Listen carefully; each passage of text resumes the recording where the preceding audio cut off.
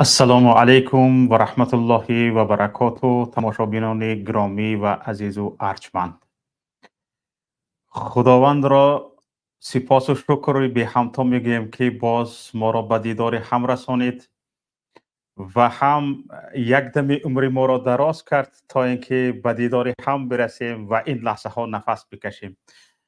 به خداوند باز هم تشکر میکنم، تشکر ارزیابی میکنم که باز به من فرصت داد تا اینکه حرفای خودم را این لحظه ها بگویم. هرچی میخواهم برای ملتم، هرچی میخواهم برای آینده وطنم، هرچی میخواهم برای آینده نسل های خودمان یک چیز گفته باشم، تا اینکه نسل های آینده ما وقتی که به دنیا می آیند، وقتی که تاریخ ما را میبینند، نگویند که گذشتگان ما نسبت ما بی‌طرف بودند، گذشتگان ما بی‌شرف بودند، گذشتگان ما سرخم بودند، خاموش بودند، زبان کوتاه بودند و هر مشکلی که بود به خاطر بی‌صدایی آنها بود، به خاطر سرخمی آنها بود، به خاطر گونگی پیش گرفتنی آنها بود. برای همین هم به خداوند کریم منان هزارها مراتب شکر میگویم که باز به من فرصت داد تا اینکه گفتنی هایم را بگویم.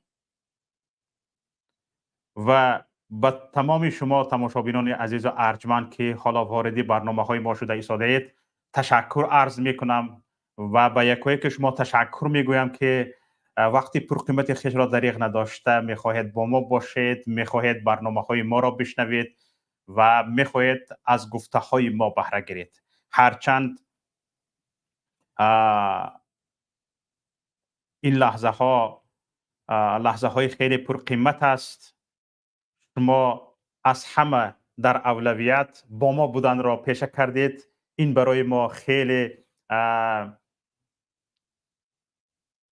سزاوار تشکر گفتن است و از یکایی که شما منتداری عرض میکنم که این لحظه با ما هستید. تماشابینان عزیز، تا یک کمی تماشابینان وارد شدنشان بعضی از صحبت های خود را کردن میگیریم. تماشابینان عزیز، امروز موضوع ما چه موضوعی میتواند باشد به نظر شما؟ باز از سطر و حجاب صحبت میکنیم. من فکر میکنم درباره سطر و حجاب صحبت ما هیچ قطع نمی شود و حتما هر وقت که در این باره تهدید شد، در این باره چیزی در صدش آمد، حتما ما در این باره صحبت خواهیم کرد. اما امروز چند خبر خوش دارم که از زبان رئیس جمهوری تاجیکستان امامعلی رحمان شنیدم که میخواهم شما هم بشنوید و در اطراف گفته های خبرهای خوش رئیس جمهوری تاجیکستان امامعلی رحمان، در اطراف گفته هایش انشاءالله که من هم گفتنی های دارم. تماشابینان عزیز، دوستان را منتظر میشه تا 200 نفر نشوند گورا سر نمی کنم. خیلی از گفتنی های خوشی، یعنی خبرهای خوشی پرزیدنت امامعلی رحمان را به تحلیل کشیدنی هستم، یعنی یک کمتر در بارش گپ زدنی هستم. به 200 نفر شویم بعد آغاز کنم. تماشابینان عزیز، حالا بسیاری نفران فکر میکردن امروز، حتی دوستان هم چند نفر زنگ زده پرسیدن درباره سطر گپ بسیار رفته ایستاده است، درباره سطر گپ زدن در کار است و حالا خیلی وضعیت وزنین است، خیلی وضعیت متشنج است. دوستان عزیز، بله، وضعیت متشنج است، وضعیت خیلی مدهش است و وحشتناک است و این وحشت پراکنی از جانب مقامات کشور است که واقعا همین وحشت پراکنی تروریسم است. همین تروریسم یعنی به تاجیکی وحشت پراکنی است. و وقتی که از یک شهروند از پلیس مثل از اژدها میترسد، میهراسد، اقلا راه رو رفته از پلیس پرسیدن نمیتواند، یا یگان شکایت داشتگی باشد پیش پلیس رفته نمیتواند، چون که میدوند که هر شکایتی که میکند اگر مبلغ نداشته باشد یگان چیزی از او شکایتش ساختن نیست و هر وقت که صدای ماشین پلیس را میشنود به هر کنجی پشت خانه و پشت درخت میگریزد. این نشانگری آن است که پلیس نه تامین کننده امنیت است بلکه از بین برنده امنیت است، نه از بین برنده وحشت پراکنی است بلکه خودش به یک اژدها، خودش به یک چی میگویند، به یک اجینه، به یک دیو، به یک وحشت پراکن یعنی به یک تروریست تبدیل یافتگی است. اگر از از مقامات امنیتی کشور مردم می هراسد، از پلیس می هراسد و یک شهروند در کوچه با لباس خاصش اگر گشت گذار کرده نمیتواند، این مضمون آن را دارد که خودی حکومت رول تروریستان را اجرا میکند، رول وحشت پراکنان را اجرا میکند. و در این باره گفتنی ها زیادند و چنانه که ما گفتیم که از تماشابین از 200 نفر زیاد شود، بعد برنامه را آغاز میکنیم، این وعده را اجرا میکنیم. حالا 230 نفر ما را تماشا میکنند. تماشابینان عزیز، خبر خوش از زبان پرزیدنت جمهوری تاجیکستان امامعلی رحمان که در جلسه شورای ملی رشد گفت. چی گفت؟ در دوره استقلالیت همین 30 سال که داشتیم، در دوره استقلالیت بیش از 3,300,000 جایهای کاری دائمی و موسمی تأسیس داده شده. مزد میانه مهنت 87 برابر، اندازه نفقه 80 برابر و درآمد پولی اهالی 75 برابر افزایش یافت. بله، سطح کم بضاعتی از 83% سال 1999 به 26.3% در سال 2019 کاهش داده شد. این گپ ها دوستان عزیز 5 سال پیش، حالا گپ ها نو دیگه هستند. حالا در این شب روز در جلسه شورای ملی رشد با گپ های بالاخانه دار سطح کم بضاعتی یعنی در سال 2023 تا 21.2% کاهش یافتگی است. این بشارت رئیس جمهوری تاجیکستان طبق ارزیابی بانک جهانی از روی سرعت کاهش دادن سطح کم بضاعتی به قطار 10 کشور پیشرفته جهان وارد گردیدگی است. فهمیدید؟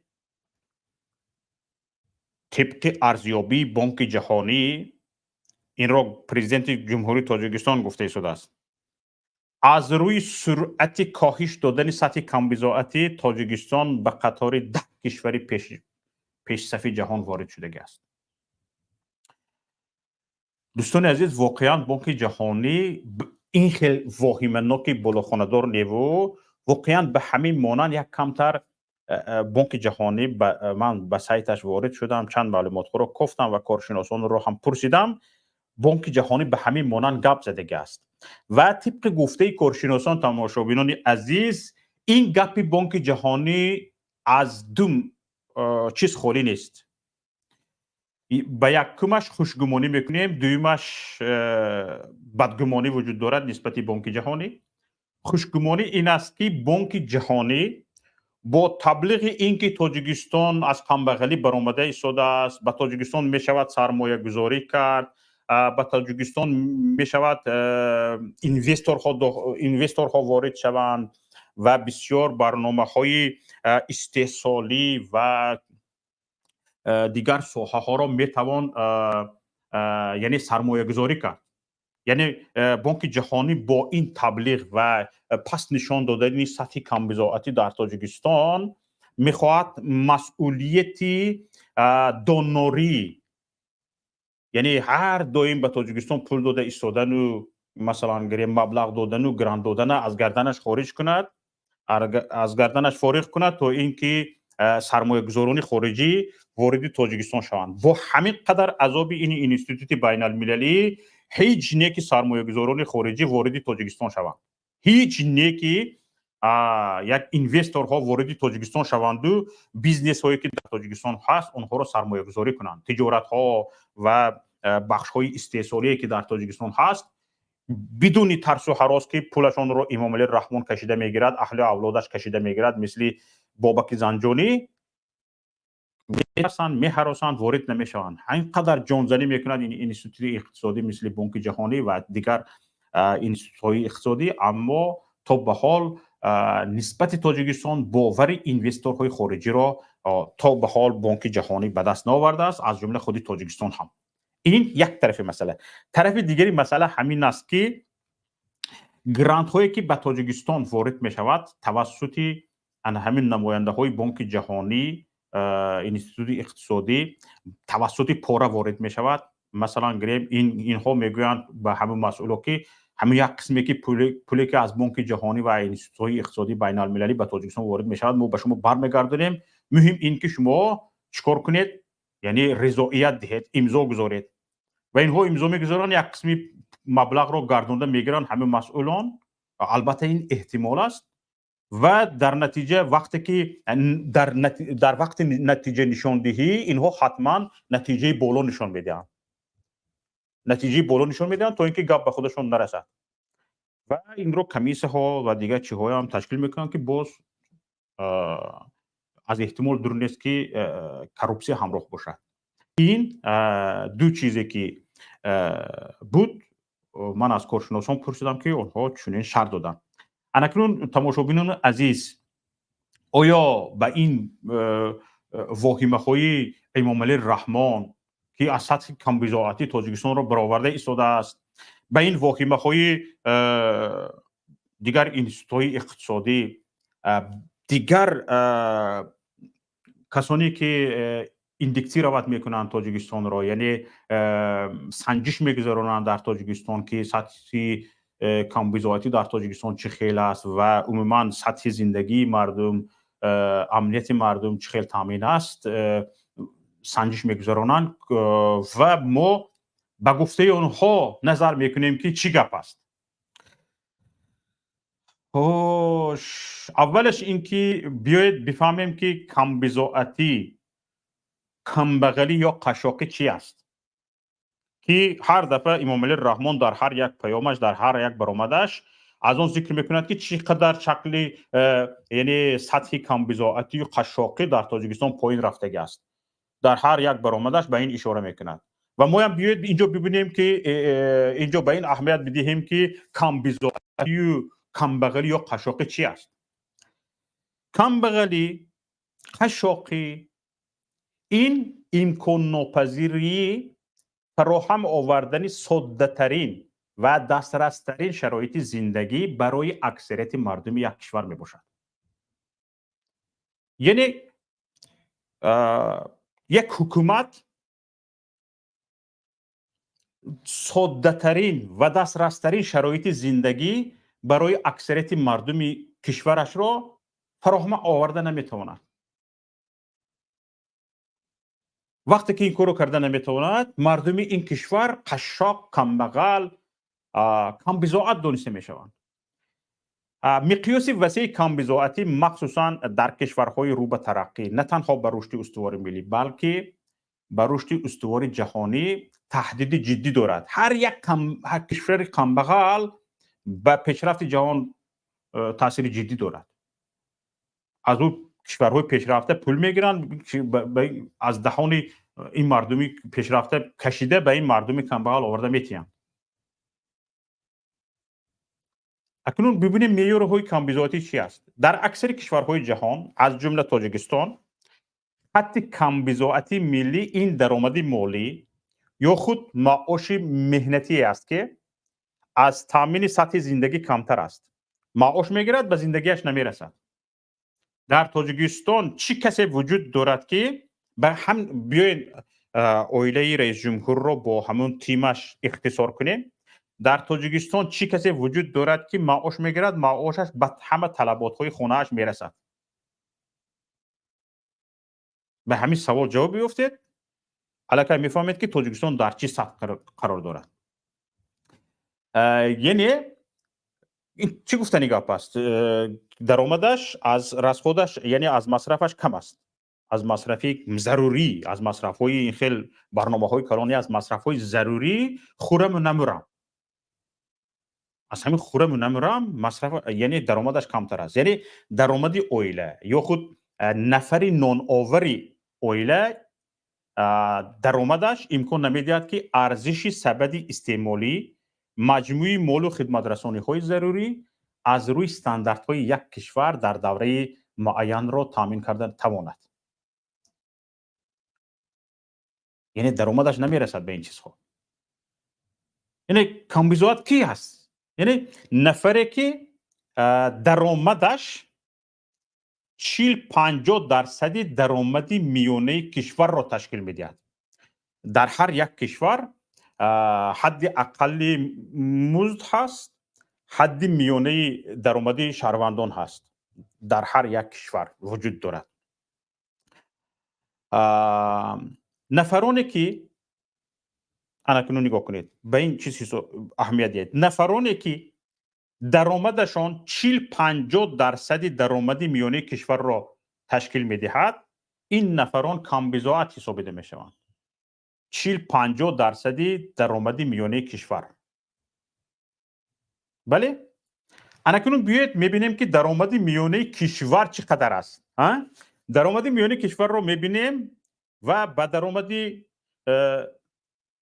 کمترین مردم نگاه میکنیم که درآمد یعنی چقدر حد اقل است و از همینجا میبریم که یعنی تاجیکستان در کدام حال است. از 1 ایونی سال 2022 مزد میانه مهنت در تاجیکستان 1647 سومانی و 30 درم را تشکیل میداد. 1647 سومانی و 30 درم. از روی این نشان داد حد اقل مزد در تاجیکستان 600 سومانی است. حالا گفتیم اقلا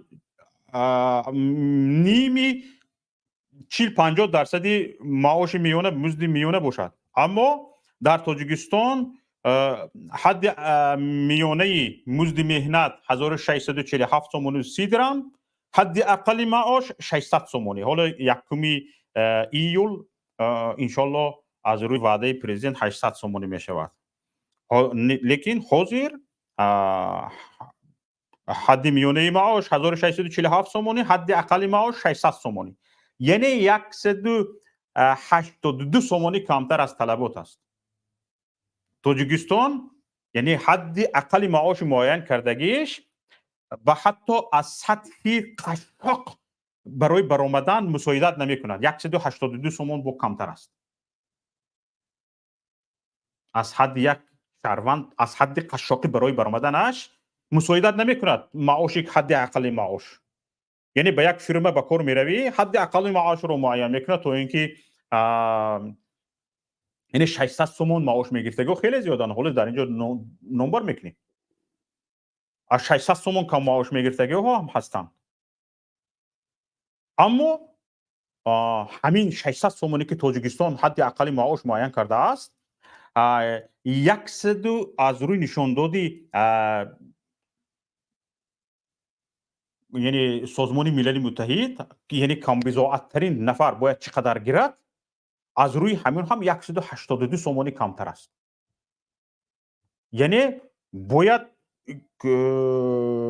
در تاجیکستان همین خیل پلیس مینوس کردگی هستن که میتواند یک آدم 182 سومانی نرسیده مرد به گرسنگی یا اینکه از همون 182 سومانی نرسیده نشه کسی که 600 سومانی معاش میگیرد یک کاری کرده نخورده مثال گریم یک برده میخوردگی باشد، نان میخوردگی باشد، نیم برده خورده، 2 تا قند سفید میخوردگی باشد، یک تا خورده، همون 182 سومانی باید اکونوم کرده برده روزش رو با آخر رساند. بسیاری از مغازه‌داران من نامشون رو نمیگیرم گپ زدم، بسیاری از مغازه‌داران میگن که آبشی دفتر ما پر است، اکثریتش معلمان هستن، اکثریتش معلم هم دهقان کارگر هستن، به قرض از مغازه چیز میخرن، میگن که معاش رو گریم آورده میدیم، معاشش رو میگیرد، وقتی معاشش گرفتنی میبیاید باز قرضش فلان قدر میگوید که همین قدرش داده نمیتونه. این یعنی احوال مردم کشور. در همه مغازه ها دفتر قرض وجود دارد، معاشخوران از روی معاششون چیز میخرن، یگان چیز روزگار بر لازم شد میرن به دفترچه نامشون رو مینویسن، پلیس میکنن تا اومدن معاش. این چی گفتنی گپ است؟ یعنی همون ماهی که معاش گرفت اون هم نرسیده است و این ماه هم به قرض چیز گرفته شده است برای روزگارش، و باز ماه آینده میباید یک قسم قرض رو میدهد، با یک قسم دیگری قرض میموند. در تاجیکستان 60-70% اهالی در همین حال است. یعنی خورم نمیرم، در حالت خورم نمیرم زندگی میکند و یک سوم یافت برای اون که یگان لباسش را عوض کند، برای اون به جای اون که یگان فوتبالکایش را یا تخپوشش را عوض کند، یا که برای فرزندش یگان چیز، یگان کتاب دفتر، یگان چیز برای پیشرفتش بخرد، او قرض مگزین را پرداخت میکند. این چی است؟ اینون است که حکومت مردم رو در حالت شاقی کم بضاعتی نگه میدارد و باز همین ها رو متهم میکند که نه شما کمبغل نیستتون. همگی من چند فایز 21% کمبغل دارم خلاص. همین 21% کمبغل هم کم نیست.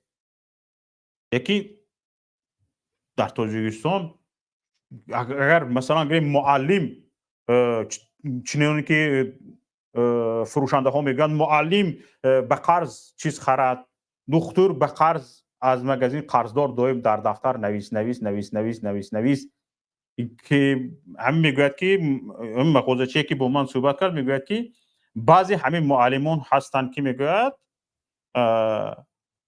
4 سال 5 سال شده است از دفترچه من بیرون شدگی نیستند. بعضیش میگوید تمام همین خیلی قرضدار شده برفتگی است که علاجی دادن ندارد، میگوید تمام همین به همین کوچه میگذشته باشد به کوچه دیگر گذشته میرود. ببینید احوال چی است. اکنون در سطح بین الملل کم بضاعت گفته کی رو میگویند؟ در سطح بین الملل کم بضاعت کسی است که استعمال کمتر از $2.15 در یک روز رو دارد. یعنی ببینید شکلی که گفتیم در تاجیکستان مزد میانه مهنت فرض کردیم 1647 سومونی. اکنون نگاه کنید بنا به اطلاع اجنسی امور کشور انا همین رقمی که گفتیم نسبت به سال 2021 نزدیک به 6% زیاد بوده است. همین طریق دوستان عزیز از سال 2021 این نشان دهنده در سال 2022 چند $7 و 70 زیادتر. اکنون نگارید در همین حالت باید این هم به نوبت گرفته شود که نرخ خدمات رسانی، نرخ نقلیات، نرخ برق، عموما نرخ بنزین، نرخ عموما دیگه بازار، خوردنی ها، خوراکه 10 12 13 14 15% زیاد شده رفتگی است.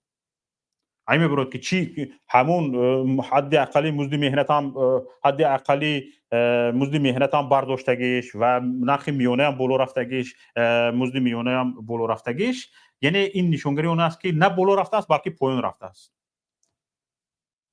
وقتی اقلا وابسته به بازار برق رو قیمت میکنی، بنزین قیمت میشود، ارد قیمت میشود، برنج قیمت میشود، روان قیمت میشود، همه این چیز قیمت میشود، لیکن اقلا در ترازی قیمت شوی نرخ‌ها معاش رو نمیبرداری، پنسه رو نمیبرداری، یعنی نفقه رو نمیبرداری. این مضمون اون رو دارد که نه اینکه مثال گیریم معاش بالا شده است بلکه معاش پایین رفتگی است.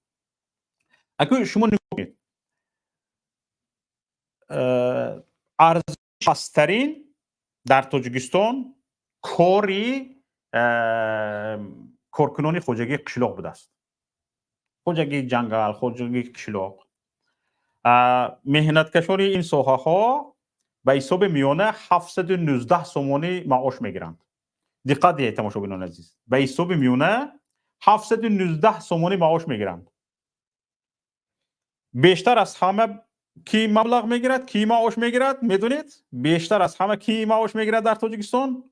بانکدارها و سغورتا کنک ها، استراخوای کمپانی میگویند، همین ها از همه زیاد معاش میگرفتند.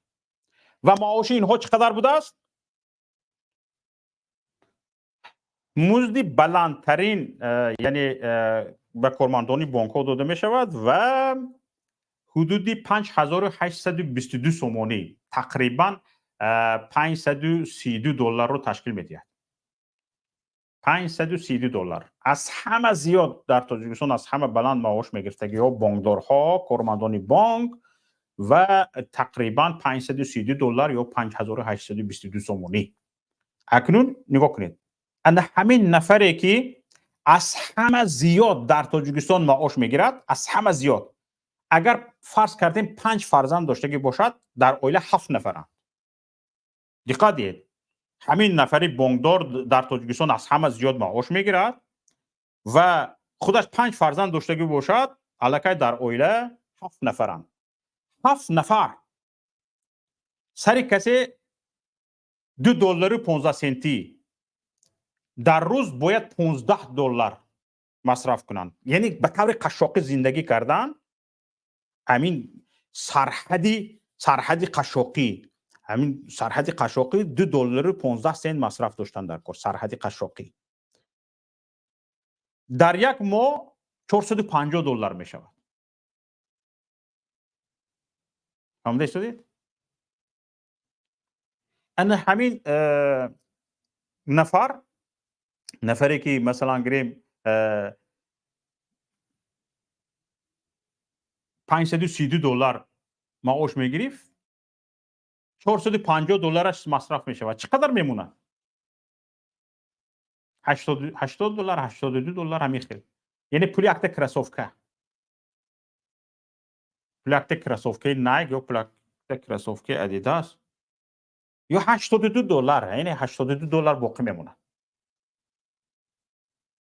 از همه کوری روغندار. یعنی این نفر قشاق نیو به گرسنه مرده ایستادگی نیو، کم بزاعت در حالت خرم و نمرام زندگی میکنه، به همه روزگارش نمیرسه.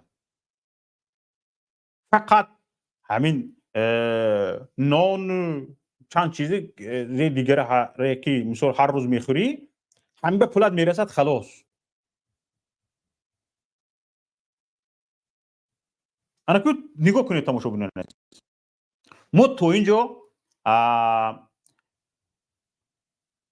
معین کردیم که چی نفری کم بزاعت دانسته می شود. یک نفر از 2 دلار و 15 سنت اگر درآمد یک روزش برای یک نفری اویلش کم باشد، یعنی 7 نفر باشی، باید در یک روز درآمدت 15 دلار باشد. در یک روز از 15 دلار کم درآمد کنی، تو کم بزاعتی. شهروندان تاجیکستان، این معیار معین کرده سازمان ملل متحد است. به هر یک نفری اویلت مینیموم به سر هر یک نفری اویلت 2 دلار و 15 سنت تو باید پول کار کنی هر روز. از این پولی کم کردگید، یعنی چیسته گفتی روزها تازه بخوند به سر هر یک خاندانت اهل اویلت در یک روز 2 دلار و 15 سنتی باید پول وارد شود. در یک روز 15 دلار. 15 دلار چقدر می شود به پول روسی؟ 1,500 می شود. چقدر می شود؟ تقریبا 1,500 روبل روسی در یک روز به خانه پول وارد شده نشده کن. از این کم وارد شود تو قشاقی، تو کم بزاعتی. انکه چی کسانی از این کم مبلغ وارد میکنند به خانهشان؟ 1,500 روبل روسی کمتر. و کسانی که در روسیه مثلا گریم 45,000 40,000 معاش میگیرند، با یک قسمی وای رو در همونجا تقریبا 40-50 درصدش رو در خود روسیه صرف میکنند و همگی 20-25 هزار در یک ماه به خونهشون پول میفرستند. دونسته باشید که اهل عائله شما از روی نشانداد سازمان ملل متحد در حالت قشاقی کمبغلی زندگی کرده شده است. در حالت یعنی کم بضاعتی زندگی کرده شده است. بر 45 هزار معاش میگیرید یا 50 هزار معاش میگیرید، 25 هزارش رو 35 هزارش رو میفرستونید. این مبلغ شما که درآمد یک روزتون از 1.5 هزار روبل کم است، این اهل عائله شما رو در حالت قشاقی نگاه می‌دارند. یعنی به دارو پولش نمیرسد، دارو خرم گوید دارو به پول نیست، یگان ویتامین خرم گوید به ویتامین پول نیست، میوه خرم گوید به میوه پول نیست. خیریت که تاجیکستان کشوری آفتابروی است و اکثریت میوه ها در باغ مردم میروید و خیریت که 70% اهالی کشور مردم دهات نشینی هستند، سبزی، پیاز، کارتوشکه و میوه ها رو از نزد حولشون میگیرند. با وجود این باز احوال همین است. اکنون شما نگاه کنید تماشاگران عزیز،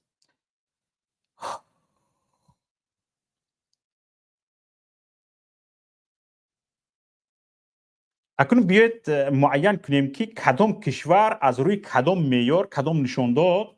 حالا اینجا برادری عزیز من سلمان سلطانزاده به استودیو وارد شدن، ان شاءالله گپم تمام میکنم، به ایشان وقت میدیم و شاید صحبت میکنیم و دیگران هم هر کی میتوند. حالا من رقم تلفن را هم اینجا و رقم واتساپ را هم میمونم و سلکه یعنی وارد شدن به استودیو یعنی در اپیسانی همین نواری که دیده استودیو گذاشته شده است، در برنامه گذاشته شده است، میتونید توسط آن وارد شوید و یگان به این صحبت های ما اگر ملاحظه داشته باشید میتونید بگویید و یگان علاوه کردنی باشید یا که یگان گپی نو داشته باشید، ان شاءالله که ما گوش میکنیم.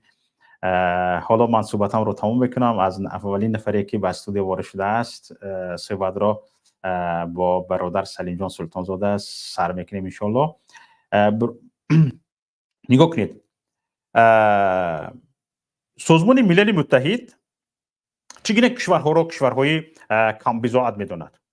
سازمان ملل متحد در ارزیابی رشد اقتصادی کشورهای جهان برای کشورهای کم بضاعت و اصطلاح رسمی کشورهای سست ترقی کرده استفاده میکند که به آن کشورهای داخل میشوند که مجموعی محصولات داخلی به هر سری اهالی کمتر از 1230 دلار باشد. یعنی برای برآمدن از روی خط شرمنده‌وار کشورهای کم بضاعت باید مجموعی محصولات داخلی به هر سری اهالی بیش از 1230 دلار باشد و پیشرفت در ساحه استحصال غذا، تندرستی، معارف، صادرات مال و غیره به قید گرفته شود. اکنون تماشاگران عزیز میبینیم که تاجیکستان در چه حال است. تاجیکستان را که ببینیم در چه حال قرار دارد. تاجیکستان مجموعی محصولات داخلی تاجیکستان به هر سری اهالی 1189 دلار را تشکیل میدهد. یک چیز رو من نگفته نمانم، اگر مجموعی محصولات داخلی به سری هر یک اهالی کشور 1230 دلار نباشد، از این پایین باشد، تو کشوری صدقه خور، تو کشوری کم بضاعت حساب میشی. یعنی تو حقی به کشورهای متمدن مراجعت کردن، به اینستیتوت‌های اقتصادی مراجعت کرده صدقه طلب کردن داری. اگر از این زیاد باشد این حق رو نداری. مثلا گرفت قرقیزستان از این زیاد است، یعنی قرقیزستان کشور کم بضاعت حساب نمی شود، حق صدقه خوری ندارد، صدقه گیری گرانگیری ندارد و پاموش نمیگیرد. قرقیزستان در کشورهای آسیای مرکزی یگانه تاجیکستان است که پاموش میگیرد، حق پاموش گرفتن دارد، چون که مجموعی محصولات داخلیش به سری اهالی 1189 دلار رو تشکیل میدهد، اما طلبات این است که بیش از 1230 دلار باشد. اکنون برای قیاس نگاه کنید، برای قیاس مجموعی محصولات داخلی به هر سری اهالی در جمهوری قزاقستان هم کشوری آسیای مرکزی است، انا برای همین سال جاری رقمی پیش بینی شده قریب 13,000 دلار ایالات متحده آمریکا رو تشکیل میدهد که تقریبا 11 برابر تاجیکستان است. تقریبا 11 برابر تاجیکستان است. یا بدو گیرید. اکنون بیاید به یک فکت دیگر دقت میدیم. یک معلومات یافتم خیر 2 ساله پیش. حالا از درباره تاجیکستان معلومات یابیم خیلی کاری سنگین است. میکوبی نمیوبی رست کرده پنهان کرده میمونند که مواد سیرشون فاش نشود. از 2 سال پیش یافتم یک معلومات تماشاگران عزیز. سازمان ملل متحد تاجیکستان را به فهرست کشورهای شامل کرده است که ساکنانش زندگی خوشبختانه ندارند، یعنی در حال بدبختی زندگی میکنند.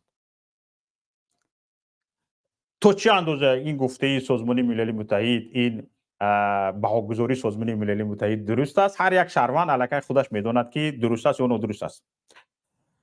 روز 19 مارس سال 2022 سازمان ملل متحد گزارش سالانه خود را درباره وضع زندگی مردم 146 کشور جهان که در سال 2021 سنجیده شده است نشر میکند. تاجیکستان در رده‌بندی خوشبختی در بین 146 کشور جهان در جای 83 قرار دارد. در بین کشورهای آسیای مرکزی از همه پسترین، یعنی حتی قرقیزستان از ما بالا است. پیش از همه کشورهای منطقه در رده‌بندی قزاقستان است، بعد ازبکستان، بعد قرقیزستان و بعد ترکمنستان. همین ترکمنستان هم چند زینه از تاجیکستان بالا است. و به یک چیز من پایانتر هم اشاره میکنم و حالا هم تو گفته میگذارم. 1 سال پیش از این سال 2022 در سال 2021 تاجیکستان در جای 62 قرار داشت. تنها در 1 سال تاجیکستان 21 زینه پایین فرمودگی است. یعنی 21 زینه خوشبختی مردم را سطحش را پایین فراوردگی است. فهمیده شده تماشاگران عزیز؟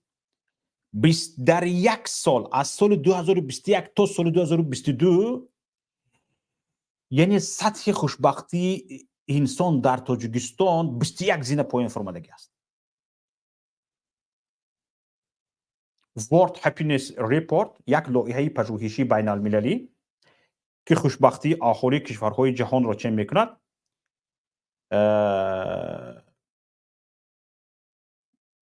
با اینستیتوت زمین که یک مرکزی پژوهشی در دانشگاه کلمبیا در نزد سازمان ملل متحد است، با نشان دادن دستاوردهای کشورهای جهان در زمینه تامین ساکنانشان با زندگی خوشبختانه همین سنجش را گذراندگی است.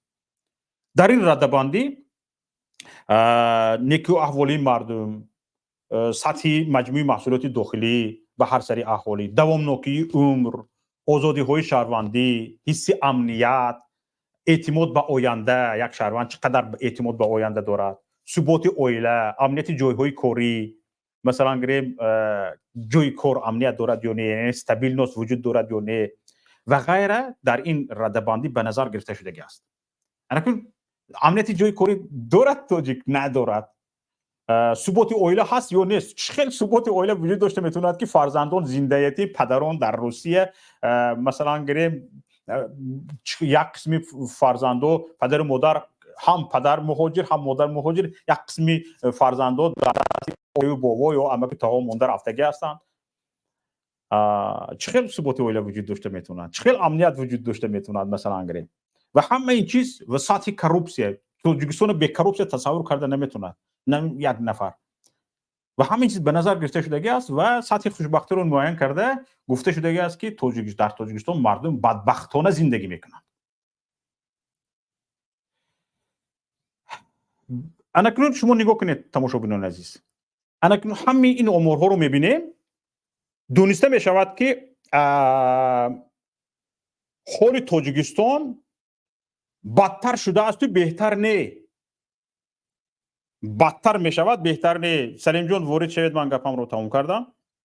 شما بیرون شدید، وارد شوید، من گپم رو تمام کردم. گپ میزنیم حتما. مثال عادی، در 1 سال تاجیکستان از رده 82 از رده 61 به 82 میپرد پایین. این چی گفتنی گپ است؟ حال بد شد گفتنی گپ است؟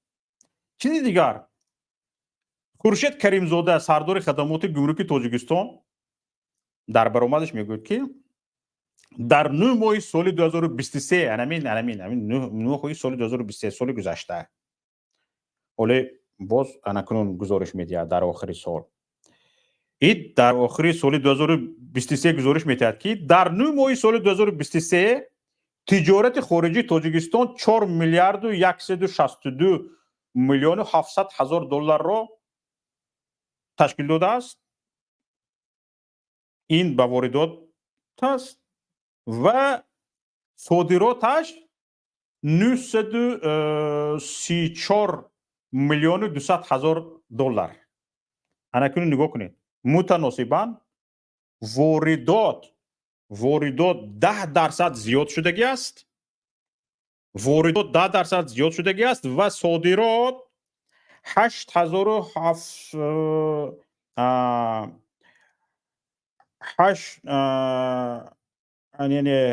میلیون و 760 هزار و 500 چنده یعنی 48% کم شدگی است. 8 میلیون و 760 هزار و 500 دلار یعنی 48% کم شدگی است. صادرات قریب نیم صادرات از بین رفتگی. تاجیکستان از کشوری اگراری به کشوری صنعتی تا سال 2030 مبادل شده لازم از کشوری اگراری به کشوری صنعتی طبق برنامه استراتژیش. اینها در یک سال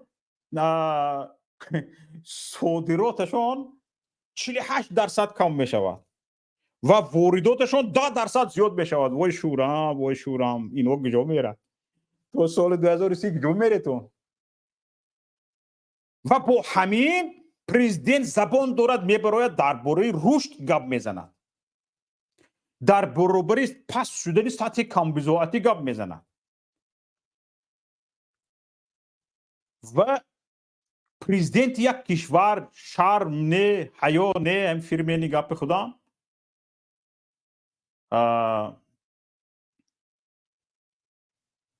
میبراید مردم رو فریب میکنن. اینها فکر میکنن که در تاجیکستان شهر بی‌دروازه است. در تاجیکستان یگان کس چی گفته نمیپرسد به این باور دارد. الاف میگوید، بد میگوید، توت میگوید، تار میگوید، گفتم میگیرد از زبانش آمده گیره و هیچ کس خلال هم نمیرسوند. برادر سلیم جان خوش آمدید، سلامت باشید. سلام علیکم برادر شوکت، خوب هستید؟ سلامت باشید برادر عزیز، تشکر زیاد. صدای من خوب است؟ صداتون خوب است. صدای من رو هم میشنوید؟ بهترین. موضوع همین دردناک قپ دیده همین حکومت عذاب میتید، شما دیگه کار ندارید آخر. سلامت باشید. نه عذاب نمیتیم، و فقط همین ملاحظه همو میگیم تو اینکه همون مردمی که در همون جلسه ها شرکت دارن دو سرشان خم میسند بگوین که جناب پرزیدنت اینجا آدمی بیگونه نیست. حاضر میگیریم همین چیزها رسانه‌ای میشه، همین چرت این گپوت نوشته ایستادگی آدم یا که همون ورقی در دستت بودگی و چیز میگیرد و ما جلسه گذروندیم گفته میگیرد نشر میکند. این چی میشود بعد؟ ولی همین رس از همین گپتون به همین موضوع از پلیس خواندم، من نمیدونم که از پلیس دونسته نشر کرد ندونسته نشر کرد معلوماتای، اون البته که اونها خودشون در اون مجلس حکومت نمیشینن از مخبرو. ایرا البته که همون یا خاور میتید یا دفتر مطبوعات خود رئیس جمهور میتید این معلوماتای. اکنون گفتی شما که این حکومت مردم واقعا یک گل حساب میکنند. هر صفر میگوییم، هر رقم رو میگوییم، مردم باور میکنند، میگه دیگر هیچ کس از پایش نمیگردد. ما رشد کردیم تمام، بگر مردم خرسند، معلم تبلیغ در همه جا که ما رشد کرده استادیم، اقتصادیات پیشروی کرده استاده است و کمبزاعت کم شده است. اما مردم که کور نه، اگرچه مثال در رقم ها بود حکومت ما رقم بازی میدارانه، بازی یعنی چخیل یک رقم در برای مردم دیگر حرف میزند، در منبرهای بین الملل دیگر حرف میزند. مثال عادیش همین اگر 10 تا برنامه استراتژی سازمان ملل گیریم، یک تا از همه اساسیش که با تاجیکستان بسیار با هم سرکار میکند، ایکس پس بردن سطح کمبزاعتی مردم است. درست؟ اینا بینید که این برنامه استراتژی سازمان ملل در سطح جهانی این کار برده شده است. وقتی که امام علی رحمان در منبر سازمان ملل میرد برآمد میکند میگوید که وضعیت ما وضعین است میگه. بله. وضعیت تاجیکستان وضعین است میگه. ما کمبیزاتی ما بسیار است، فوزش بلند است، مردم کم بغلن. یعنی برای چین حرفای میزنه؟ چون که سازمان ملل پول میتید، گرانت میتید سازمان ها، بانک جهانی دیگر و کشورهای گراندهنده است، کشورهایی که خیر میکنند یا فویزهای یا که قرضهای بفویز میتین یا که با دراز مدت میتین، با اینها هوسمند است که همون دسترس شود در میدان در منبر بین المللی برآمده میگوید که ما وضعیت ما مشکل است، از روی من همین برنامه ها برای ما کمک در کار است. خب انا وقتی که در داخل سخن میکند، در داخل با مردم سخن میکند یا در جلسه ها که در تلویزیون نشان میدهد با مردم میگه که ما سطح کمبیزاتی ما کاهش یافته شده است. میفهمید؟ اینجا با گفت روسا ایگراس لوب نه ایگراس صفر میشن، یعنی رقم بازی میدارند. گفت مردم ما خیلی مردم واقعا مردم تاجیک هم ساده است هم زود باور است. باور میکنه که واقعا کمبیزات کم شده است. حالا اینکه به حال خودش نگاه نمیکند. وقتی که حکومت میگه 23% کمبیزات است، در آخران گزارش 21.2% آمد. همین خیلی 21.2% آمد. همه آدمی کمبیزاتی که در تاجیکستان هست است که من باور دارم که حداقل 40% است، فکر میکند که همون خودش در داخل همون 21% است. هر کس خودش همین خیلی فکر میکنه در داخل هم 21% است. و سال تا روی برنامه استراتژی خود حکومت، یعنی تا سال 2030 10% دیگر باید که کمبیزات کم کرده شود در مابین 6 سال. و اون کمبغل، اون تاجیکی که در تاجیکستان زندگی میکنه کمبغل است، در آرزوی آن میشد که در تا سال 2030 از همه رویخط کمبیزات برآورده میشد، یعنی که میبرد. چون که تاجیکستان رشد کرده ایستاده است، اقتصادیاتش از روی گفته امام علی رحمان، از روی گفته وزیران، از روی نوشتن ازدی پلوس. میفهمید؟ اینجا فریب عمومی رفته ایستاده است. حالا ما خودم بخشش میپرسم از کارمندان ازدی پلوس، لیکن بر این خبراشون اگر خودشون تحقیق کنن خودشون خندشون میگیرن. حالا اینا نگاه کنید. حالا گفته شده است که در خود برنامه ازدی پلوس اینا بینید که میگوید که خوش از روی استراتژی ملی رشد سطح کمبیزاتی حالا 22.4% هست است. طبقه میانه بخشش یعنی 22.4% طبقه میانه در حاضر در تاجیکستان است. تا سال 2030 این اکو برنامه حکومت از این ما از پلیس را گناهکار نمیکنیم. راست ما از برنامه از روی همون این اخبارات از روی از پلیس گرفتم.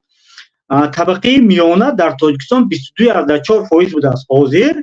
تا سال 2030 50% باید باشد، یعنی طبقه میانه اهالی که زندگیش میانه حال است باید که تا سال 2030 50% شود. خب اکنون این حکومت همین نوشته است، همین برنامه کشیده است، اما یک نقطه دیگرش است. خود حکومت حالا نمیدوند که طبقه میانه حال کی است، از روی کدام اندازه ها، از روی کدام معیارها ما یک نفر گفته میتونیم که این میانه حال است. حکومت نمیداند خودش. خود حکومت گفته شده است که سازمان‌های بین المللی و اینچنین اینستیتوت‌های داخلی خودشان همکاری کنند و یک معیار را برآورند که طبقه میانه حال که ما کی را گفته میتوانیم. حالا آنها نمیدانند که طبقه میانه حال کی است، لیکن نقشه کشیدن که 50% آن رو بالا میبردارن. میفهمید؟ بله. یکی من نمیدانم کجا میرم، من نمیدانم چیکار میکنم. این یک مسئله. البته در اینجا درست است که خنده‌آور است، اما این برای یک ملت فاجعه بار فاجعه است. فاجعه است. برای چی؟ این البته سبب‌هاش همه مردم اکثر میدونند که یکی از سبب‌های اساسی این فساد است. وقتی که یک اینوستیسیا میشود برای تاجیکستان و اینوستر باید که пора диҳад ба дохил шудан. яке аз охирин хабарҳое ки дар настоящее время шуд, ҳатто як соҳибкори чинӣ, хитоӣ чинӣ барои ҳамкорӣ кардан дар кони шуғно яъне саҳмгузор мешавад ва барое ки шарик пайдо кунад дар ин ҷо бизнесаш хуб ба роҳ монда шавад, аз хешовандони раисҷумҳур шарик пайдо мекунад. دوست شریک پیدا میکند، شریک بیزنس پارتنر از خانواده امام رحمان پیدا میکند تا بیزنسش پیشروی کند و آن جانور خویشاوند رئیس جمهور این بیچاره را کیدت میکند. از گپ سر کردید دوامش پیشگویی شونده بود. این همین خیلی است. اکنون گوش کنید. اینجا حالا یک نقطه دیگر هست. در هدف استراتژی این درست است که برنامه اقتصادی مردم وقتی که گوش میکنن، مردم مثال عادی شاید چی میگوید فهمیدنش مشکل تر باشه چون رقم ها بازی میکنن اینجا، اما آدم هایی که با همین اقتصاد سر و کار دارن و اونا با پول و اینها سر و کار دارن شاید خوب درک کنن. اینا ببینید که از روی برنامه استراتژی رشد در مرحله اول 125 میلیارد سومونی مبلغ در کار است.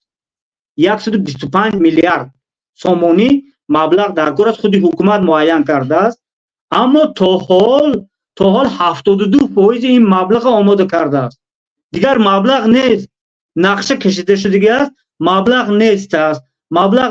اکنون برای مبلغ دسترس کردنش آنها نقشه کشیدن، این طرف کردن اون طرف کردن، گفتن که از بودجه ما 53% این مبلغ جدا میکنیم و باقی 47% از کجا؟ از سکتور خصوصی. از سکتور خصوصی باید دیگر مبلغ برای برنامه رشد پیدا شود. یعنی اگر 100 میلیارد دلار در کار باشد، اگر یک 100 میلیارد سومونی در کار باشد، 47 میلیاردش صاحبکارا باید تیان. اکنون حالی صاحبکارا که حاضر در تاجیکستان فعالیت میبرند باید به این کار آماده باشند که اکنون امام رحمان گفت وزارت مالیه کار میکند، زده میگیرد و در نتیجه صاحبکار چکار میکند؟ بانکروت میشد، کارخانه‌اش میبندد، همون 50 تا کارگر بودگیش بیکار میماند و میروند مردکاری که رفتن بودجه از یک قسمت حساب ترانسفری پول، واردات پول برای حکومت این طرف میقپه. میبینید یعنی زنجیری یک ادنا پالک دوی کانچا یک کاری کردگی از حکومت که این خیل کندم کالتک دستری مردم میافتد، این خیل شدم کالتک دستری مردم میافتد. بله. اکنون با خود درباره شما کمبیزات گپ زدید. از روی همین گفتی خود امام رحمانی را ما نمیگوییم، خود امام رحمان میگوید که 20% مردم کمبیزات است. کمبیزات است، درست؟ اکنون اهالی تاجیکستان 10 میلیون است. این گفتنی گپ که 2 میلیون تاجیکستانی کمبیزات است. معیار کمبیزاتی در تاجیکستان و عموما از روی سازمان ملل متحد این آورده شده است که $3.65 یعنی 1100 سومونی، یعنی از 5 تا آدم تاجیکستانی یک نفرش کمبیزات است.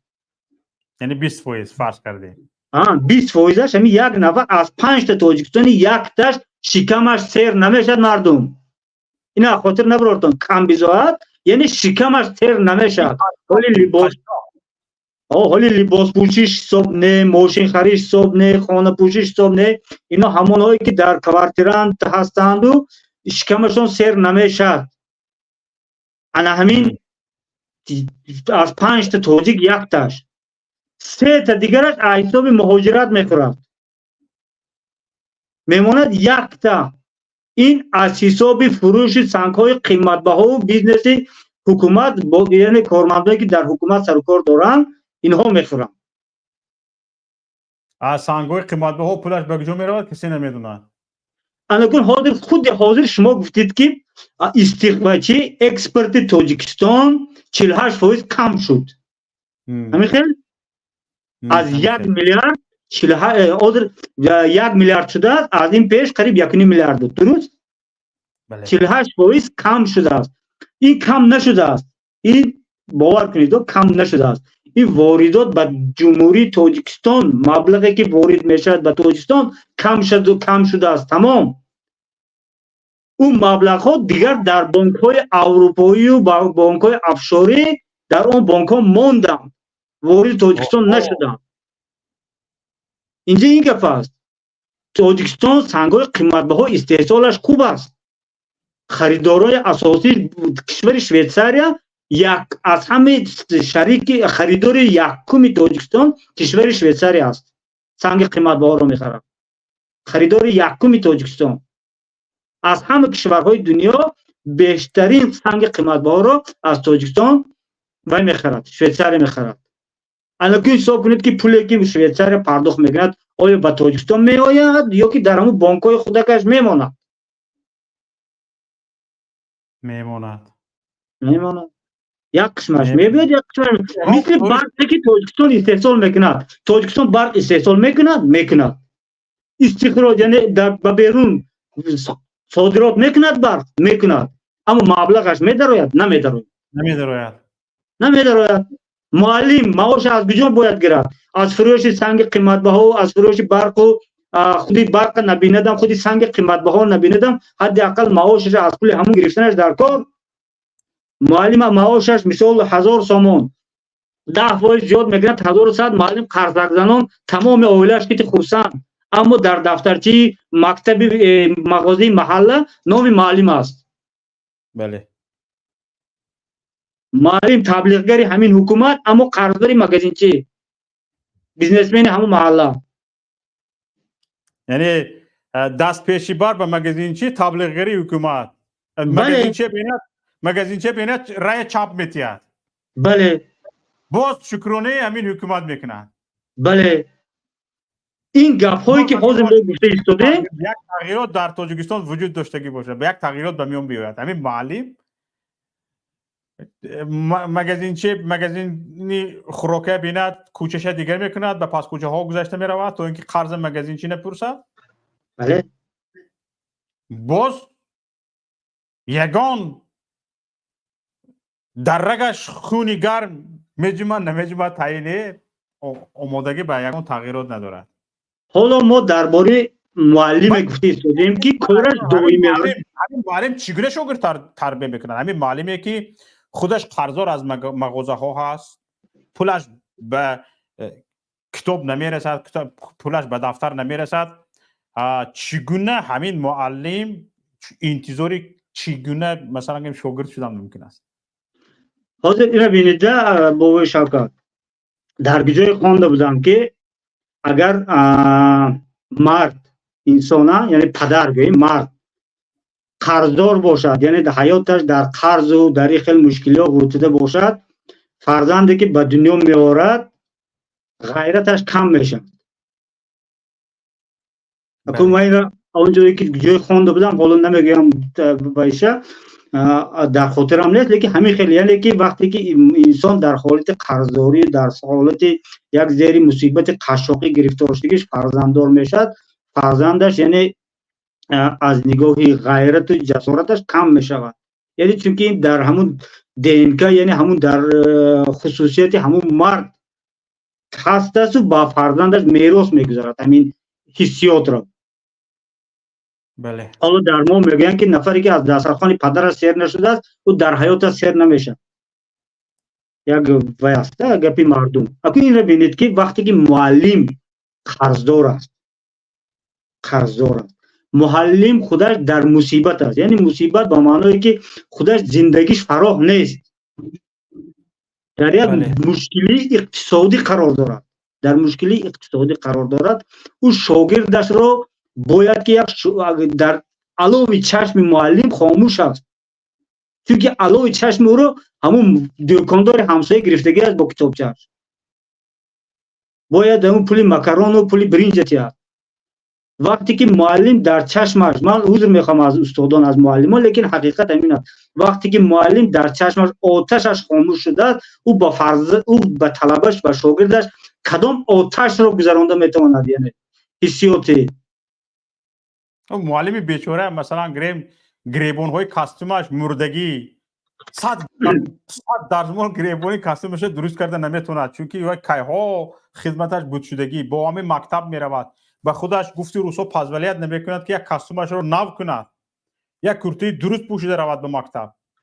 درست اینا انکن حاضر ما بعد از این حرفای ما باید چی حالت است؟ مثلا گریم از همه نفر حقدار فرض کردیم، ولی این موضوع معلم نه، لیکن همین معلم که اگیتاتور های همین حکومت هستند و مردم به شکرانه دعوت میکنن، همین معلم ها رو بگوییم از همه شخصی نازش بلند، از همه شخصی حقدار به حکومت به دولت باید معلم باشد. ارکه دولت ارکه یک حکومت باید معلم باشد. گپ معلم، شکایت معلم از همه پیش باید بررسی کرده شود و اگر همچنین کرده شود یک شخصی ارکه در جامعه و یک شخصی سخنش بلند در جامعه، شخصی با اعتبار با حرمت در جامعه اگر معلم باشد و گپ معلم اگر اهمیت داده شود، بعد جامعه پیش می رود، بعد او میتواند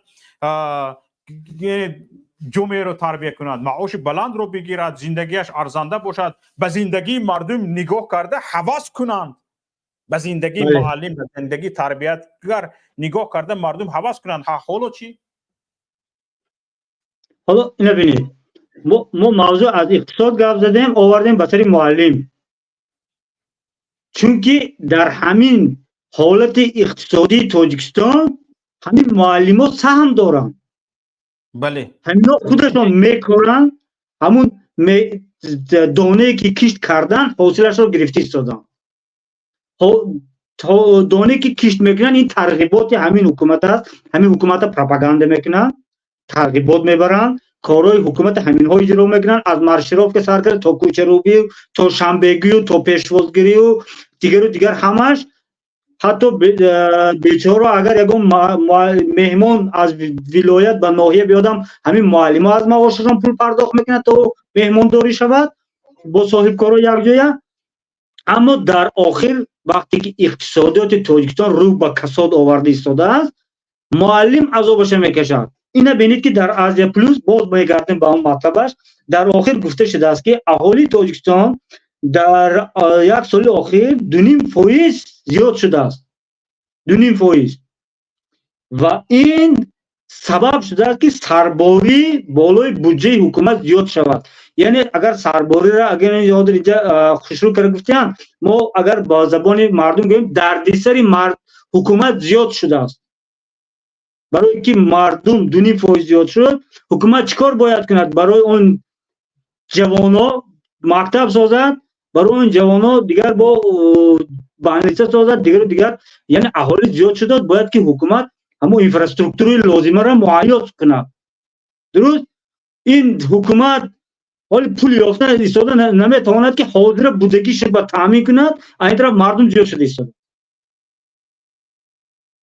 این اگر میبخشتن دوستان تماشابینان عزیز، خواهران و مادران، بخشش اگر از کاغذ بیرون برآورده گویم گر حکومت به این گپش گفته است که بکون نشستگی است.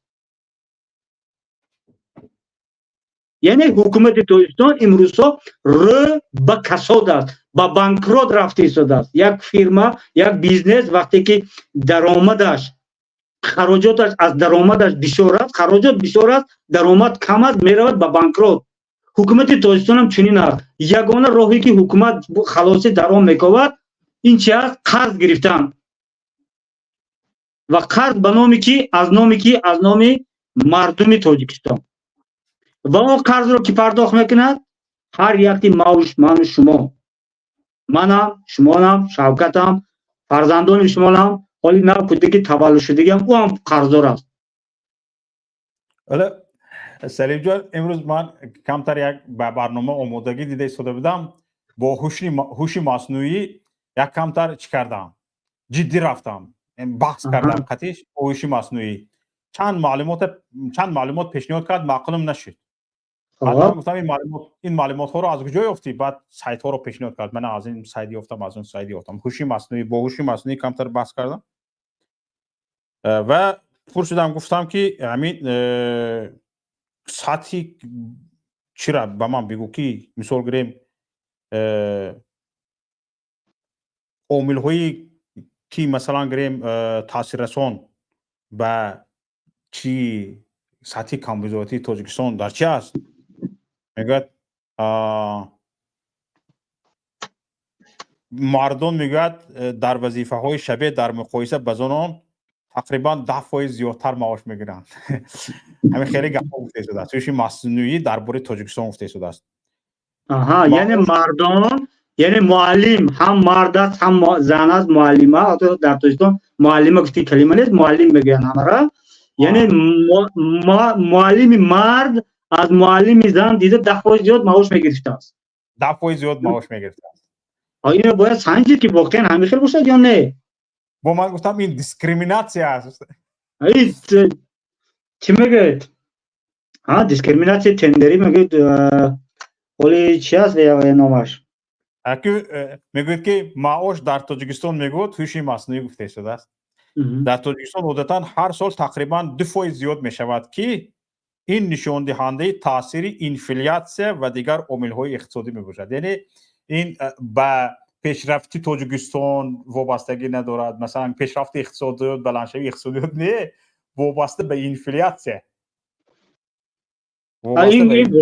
این گپ واقعا داره. اینو ببینید شوکت، تو یک مثال عادی همین برق تاجیکستان هیچ وقت به سامانی نمیفروشد. درست؟ مثال ده اگر واقعا گیریم که تاجیکستان برق فروغ میفروشد، این حقیقت است، اما پولش وارد میشد به تاجیکستان. گوییم واقعیت گوییم که اگر در حقیقت همین وارد میشد، فرضاً وارد شد، هیچ وقت به سامانی وارد نمیشد، به دلار وارد میشود. اما وقتی که قرب سامانی نسبت به دلار پست شد، این یعنی همون قدرت خریداری مردم پست می شود. چون وقتی که میبینیم دلار قیمت شد، در بازار حتی اون بادرینگ هم قیمت میشود. میگوید که هوش مصنوعی میگوید که تاجیکستان هنوز هم به تاثیر ضربه های بیرونی خیلی آسیب پذیر است، زیرا اقتصاد آن از انتقال مبلغ های مهاجران و صادرات کندنی های فایده‌ناک وابسته است. این سازمان ملل متحد هم آوردگی است. این گپ درست. از یک فایده از واردات مبلغ و با دویم فایدهش حساب همین تنگای قیمت بها.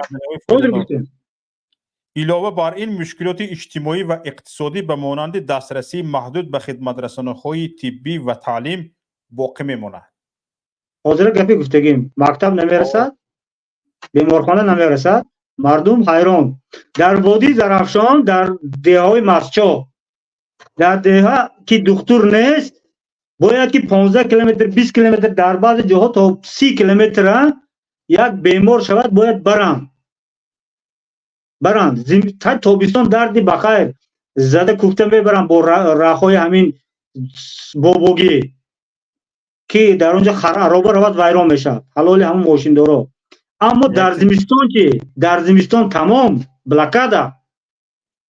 بله دوستان عزیز، یک چیز اعلام کنم. حالا چند نفر نوشتن که شما بسیار ادبی گپ زده شدید، بسیار فکت و رقم گفته شدید، ما این خیلی گپ زده نمیتونیم.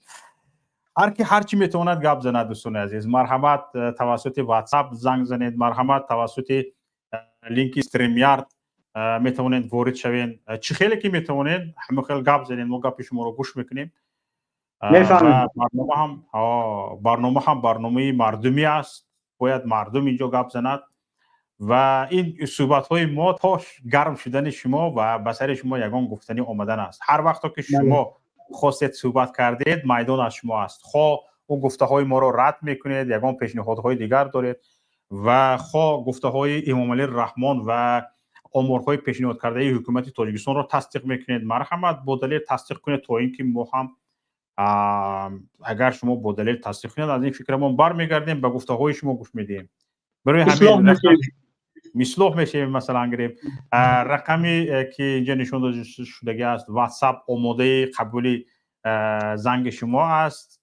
خیلی که رقم اینجا نشون داده شده است پی علامت جمع 43 681 81 91 98 و 02. زنگ زنید دوستان عزیز، حتما صحبت میکنیم یا اینکه توسط یعنی پیوندی با استودیو وارد شدن به استودیو وارد شوید. سلیم جان، اینجا عجایبات ها این است که در همین عصر، در عصر 21، در عصر اینترنت، در عصری که هوش مصنوعی هوش و ذهنش ذکاوتش از انسان پیش رفت، از انسان پیش رفت. حالا ما مثال سالهای گذشته مثلا گوگل پریواتچی رو مسخره میکردیم که این خیلی مثلا گریم ترجمه میکنه. حالا میبینیم که به زبان تاجیکی سفته و روان همین قدر ترجمه کرده شده است، تقریبا از 70 تا 80% درست ترجمه میکند و به نهایت خوب است. قریب که مثلا گریم ترجمانی فلان دلار لازم نیست، یک کمتر زبان رو بدونی اون طرفش رو خودت اصلاح کرده میگیری.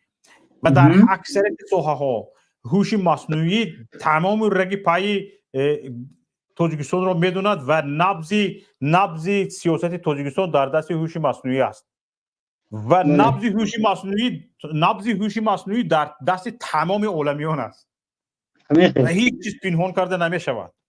در همین حال اینها کار میکنند، یک چیزهای میگفتن، یک چیزهای میبرورند که مثلا گریم اودیترین آدم میگوید که من همین خبر به من به هوش مصنوعی میگوید که انا همین خبر رو به من تحلیل کرده تی. هوش مصنوعی به شما تحلیل کرده ویدیا. یک نفر وارد شدن، انتظارشون نکنیم، مرحمت قبول کنیم، گپ زدن. بفرمایید فایز میکروفونتون خاموش است، میکروفونتون رو فعال کنید، گپ زنید. سلام علیکم. و علیکم السلام و رحمت الله و برکاته. بفرمایید. ما که بسیار فهمیش این سخنرانی شما را نداریم، او طرزی که شما سخن میکنید ما چند نفر نویستن دوستان هم نوشتن همین خیل یگان مشکل ندارد، همین به فهمش خودتان، به طرز خودتان. حالا ما وزیرها رو نداریم که به زبان تاجیکی درست حرف زده تونن. شما اکنون برادر عزیز گپ زدن یگان مشکل نداره. در او صحبت‌های کدایتان درباره آماری که پیشنهاد کردن حکومت تاجیکستان، با گفته‌های شما ما 100% راضی‌ایم. 87% افزودن من همون چیزی آمار را گفتن که بالا سطح زندگی مردم بالا رفتن، در برابر اون نمیگن که نرخ بازارها چقدر خستن. این یکم سببش بود. بله. مسئله این چندین ساله که مقصد دارم تاجیکستان گپ میروه که انا مکتب و معارف و تندرستی و دیگر گپ میزنن، نه که هیچ نظر رس نیست. همین هر یک آدم وقتی یگان بیمار میشود سر کرده ای خیلی همون طبیب وقتی که میره یگان من همون کاغذ داروخط مینویسگی ای همونجا سر میشه از سونگیری، تو اپتیکا میره دارو را میخری با مزد خودت، تو اپراسیایی که میکنی در اونجا همه حسابی خودت، همه این مصرفایی که میشوه عکسای خودی همون شخصیت میروه.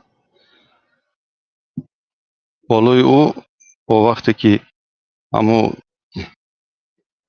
پیشای موری را جراحی کردن، اول کاغذی من همون عریضه روزگی همون صاحب درکی همون کسلمنده میگیرن که مبادا اگر فوتی جوابگاری به ذمه خود دکتران نیست. بله. درباره بسیار خوبی شورا کردنی برادر عزیز ما. آخر 80 مثلا 80 برابر نفقه زیاد شده است میگه. همون 30 سال پیش هم به نفقه یک مثلا پیرمرد 30 سال پیش هم یک قبچه ارد نمیداد، حاضر هم نمیده. 80 برابر زیاد شده است. 30 سال باز نفقه یک نفقه خور به یک خوب چور نمیرسد. با 80 بله برابر زیاد شده. عجیب. حاضر بخشش همین موضوع برادر عزیز حضور میخواهم.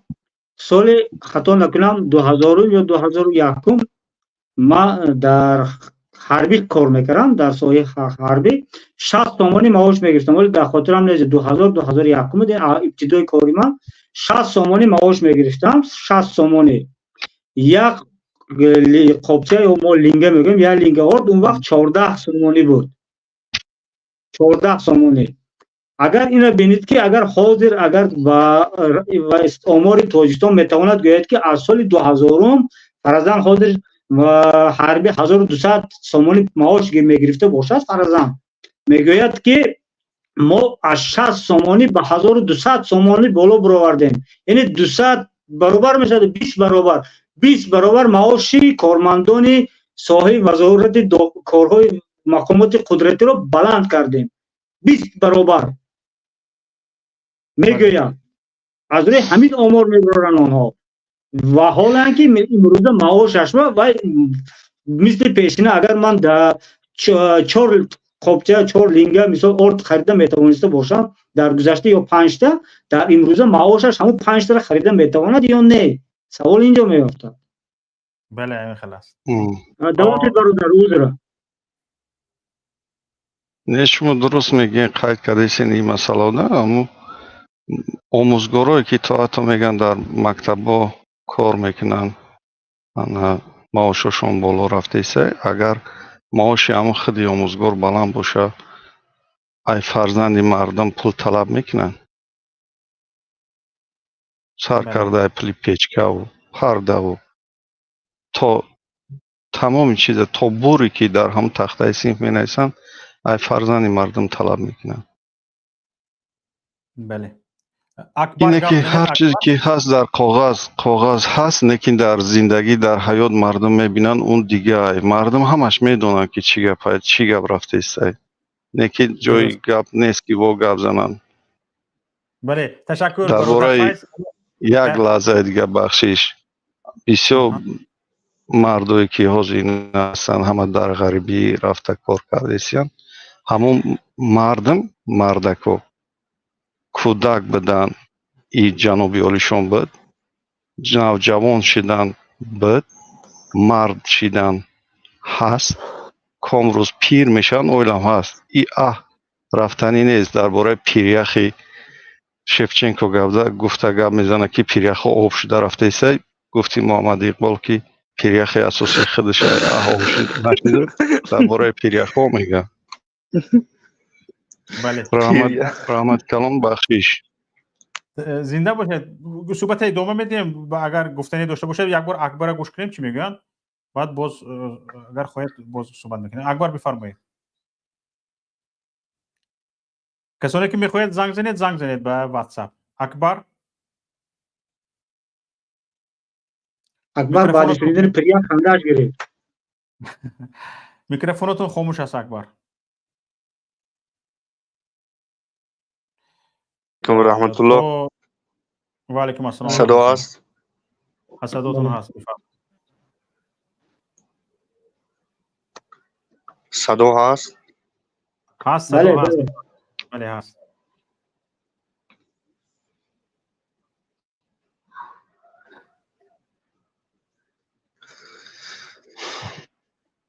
به نظرم صدای ما نیست برای این آدم. چون که برادر ذکر کردن حاضر، همین وقتی آدم هیچ کار نیافت، یگان چیز نافگانی در پیشش ندید، فقط میچسبد به یک پیریخی که در جا ایستاده است و یا هیچ کار کردن نمیشد، نه و پیشگیری کردن میشد، یگان چیز دست نمیبیاد و یا میخیزه دعوی چسبید. یا که در حجاب زن یا آدم چی کار داری تو پدر لعنت، وقتی که نه اقتصادیات داری، نه اجتماعیات داری، نه اکولوژی داری، نه اکونومیک داری، هیچی نداری، تماما میخیزد به حجاب زن چسبید. این خودش دایوسی پسترین پاسیفاتی آدم نشون میده. صاف کلمرغ بسیاری در اطراف جمع کرده است، یک طاغوت خدازده کوین معبد آمون موندیان با اطرافنگی ها شوا هایهو کردن پرستیده اختام و طاغوت ساختنده خلاص در همین من خودم از زرافشان میشم خیلی جوش نمیگم که از سه رایون زرافشان در همین زرافشان 1000 جای کاری در همین دریا هست خودش زرشویی اجازه نمیتید طاغوت خدا زاده توبه کردم پروردگار ما میشوستیم ما آمدن جریمه کردن نکنید مون ازبکستان برود ازبکستان هر سال تانه ها طلا جمع کند گیرد با مردم ما میخواه کمبغل مونن روسیه روان ما اینجا با چی گوهی که خوریم قطعی اویلوی خوردن گیریم این شرم است من خودم تولد 2001 همت مکتب تمام کردم 2019 اومدگی روسیه تا همین روزه نرفتم اونجا روام چیکار کنم پدر و مادر من کی تامین میکنه هیچ کی جای کار نیست با امید 4 گوسفند شوک زده چی نمیشه مگم است که مرد کاری بی اپای زندگی شوی این حکومت خدازدگی و اینا الله که بکن شیشتگی هم 100% شما قید کردید با ما یک چیم جوانو بگم دایوسکو با استغفرالله همین اصاب نه 2000 پویناش توبه کردم در شبکه اجتماعی در اینستاگرام میداری فقط رقاصگی دمی کنی یک دیگری شکفتن خدازده برو یک تا گپ زن یک результат нишунти да таво даю се шудетун ки иншалло ҷавоб метияр якта соф ҳама ҷалаб карас ранги худаш намедонам ранги озодӣ петруха чи аз астағфирулло туҳмат накунам як нафара таҳқир нашад мехиза ҳама куни луч кард сари луч кард шармандагӣ паданалат бо имрӯз дидам дар кадом новостӣ 400 миллиони дига барои роғун аз арабистони саудӣ талаб кардааст ой қарза ки метиҳад паданалан мо шри-ланка мекунӣ бари хитоёбо пага биё давлати мо ҳам гирад худозадагӣ ту муғули паданалат чӣ ге хӯрди якун бас кун под ба лаби гура расида иншалло пага фардо мемурӣ ҷуномо халос мешад ба умеди рустами гунгак нашавон кулу худо хоҳад 2 чакра борон занад об мешад лой мешаду мерад тамом چی کار کردی خدا خواهد که همین 1952 قبر 2024 میشه از این زیاد نمیشه 100 بار گفتم با میگم استعفا رحمانوف استعفا اگر رستم هم شود استعفا حکومت طاغوتی ما از شما بیزاریم یگون غمی ما نه غمی فرهنگ خورید نه غمی چی ما نخورید برید با همون سمالیات 92 میلیون دلار با همون لامبورجینی خریدگی خدا زناند برو گم شو دفع شو در کار نی به حال اختام ما تمام این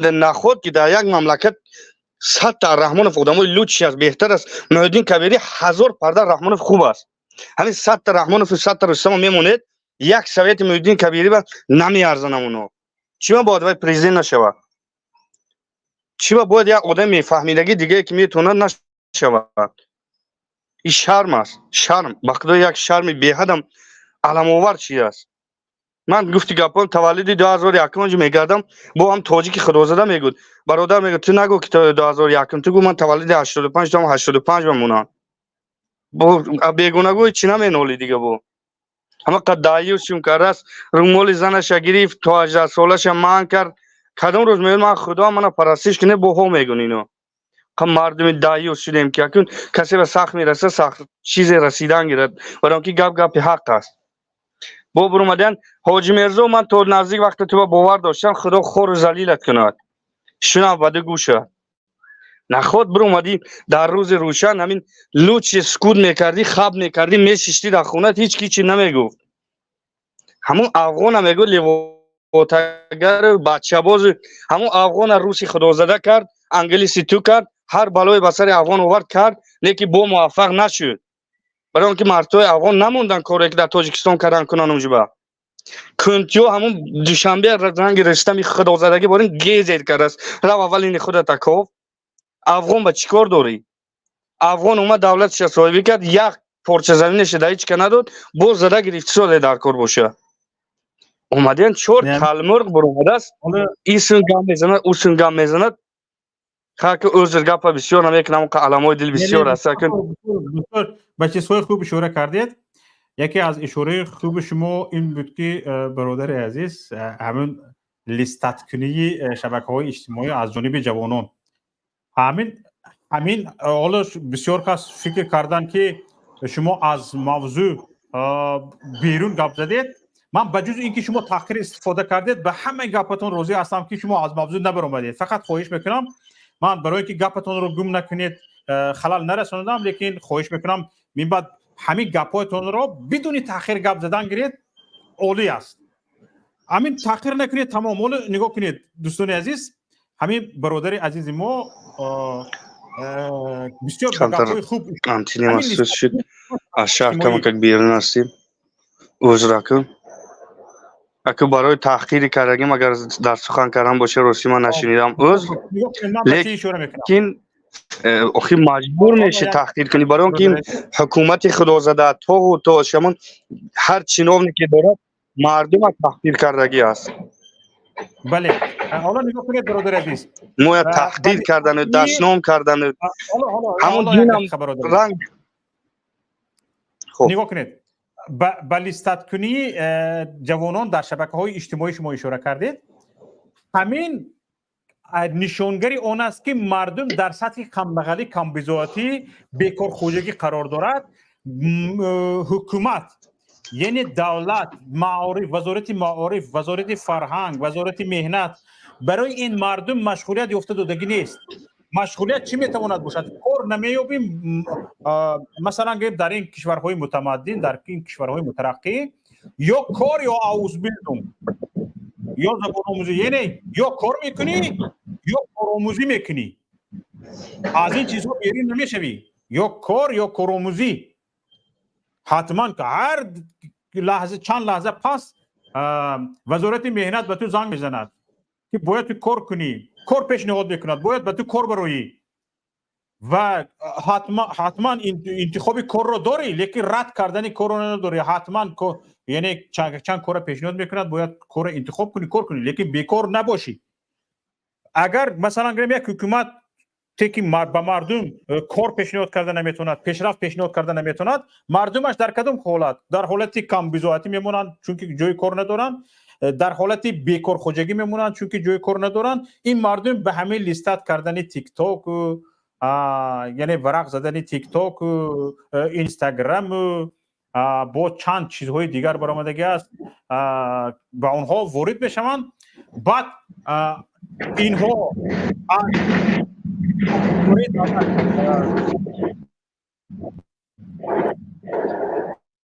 اینها از اداره دولت دور میشوند. وقتی که از اداره دولت دور شدن، یعنی که از نظارت دولت دور شدن، به هر کار دست دادن میگیرن. یعنی دولت به دست خودش در یک کشور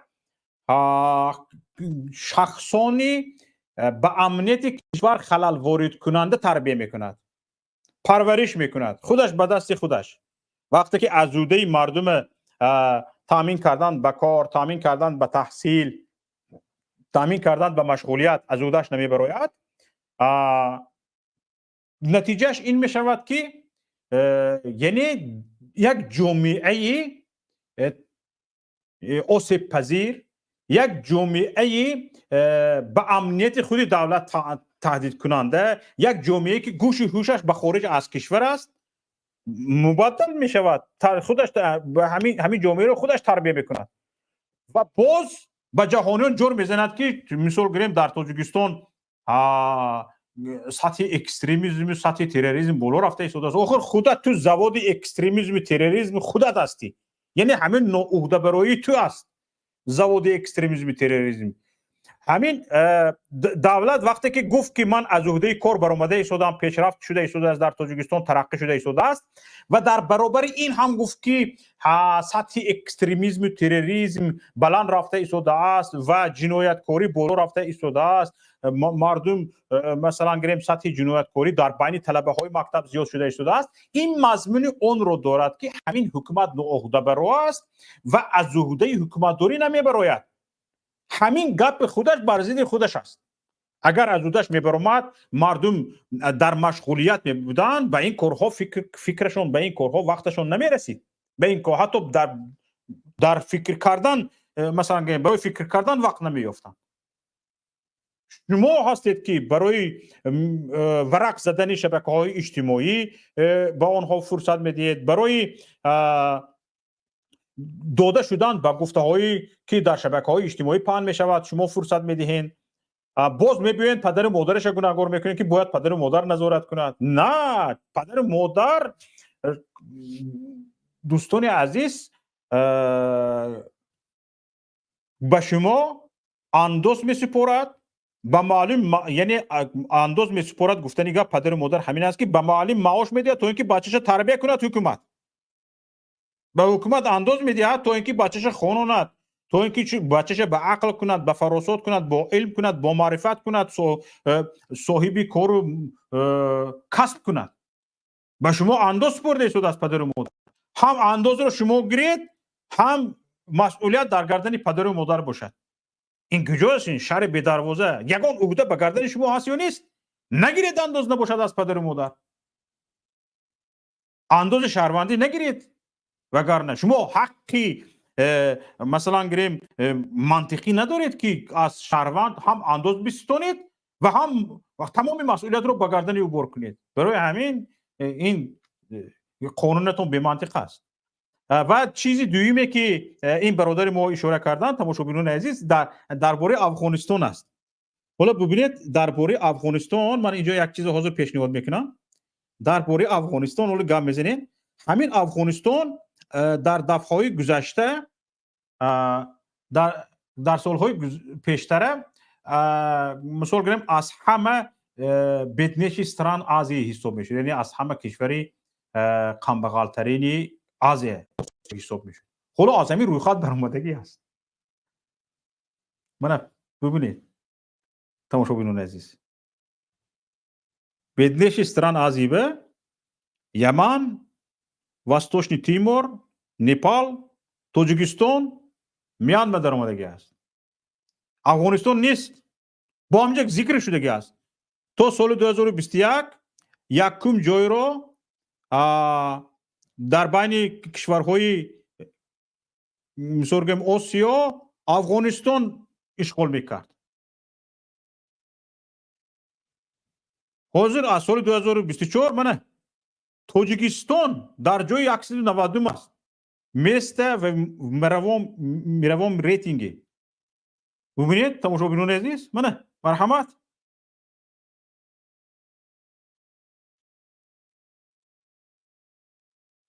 و این چی میگوید؟ منه مرحمت.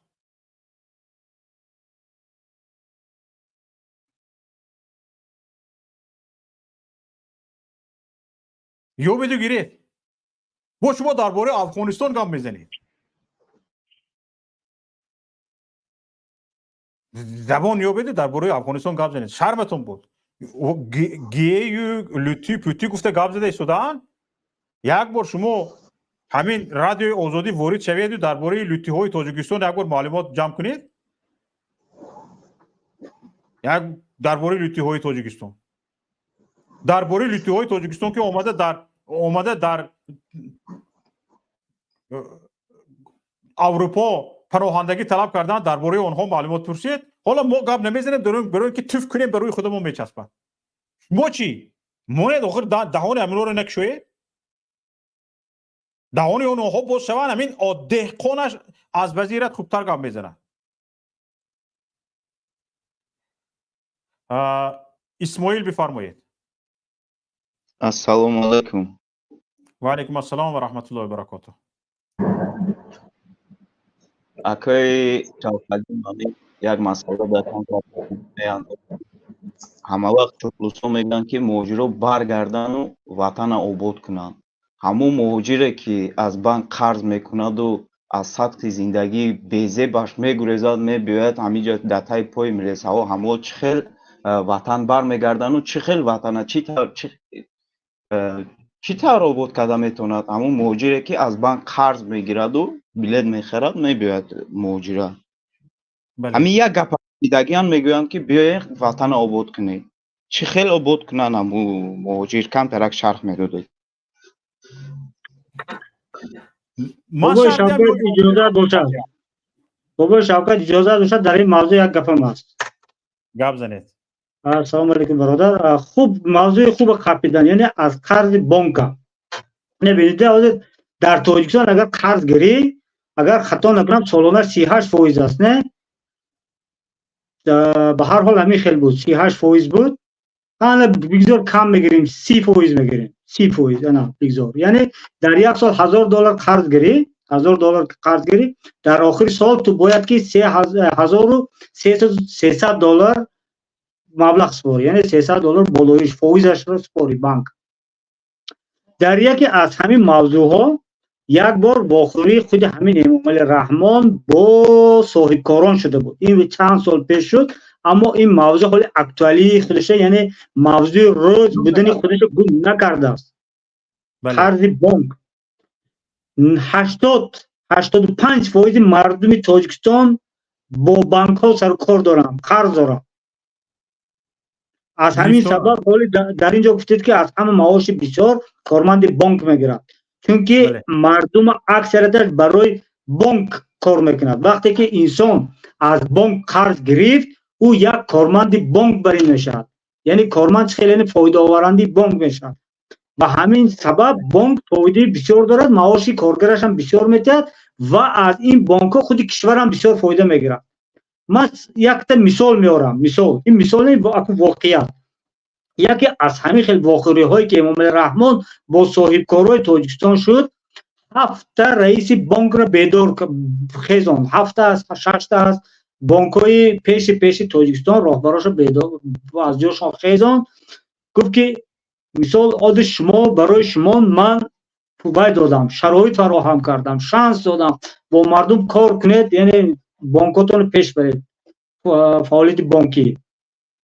در همون وقتی که یک امام علی رحمان یک خاراکترش است وقتی که همین کاغذش از دستش میگیره تو سیری دولتی رو گفته میماند ندانسته مونده یعنی بیزنسش ندانسته گفته میماند اما کاغذ از دست رفت کارمند رئیس بانک خواستن این کاغذش از دست رفت دیگر کلش از کاغذ برداشت و گفت که من گوش کنید تونگو در همین بیرون در بانک های خارجی با 3% سالانه ایستادن تگی دارن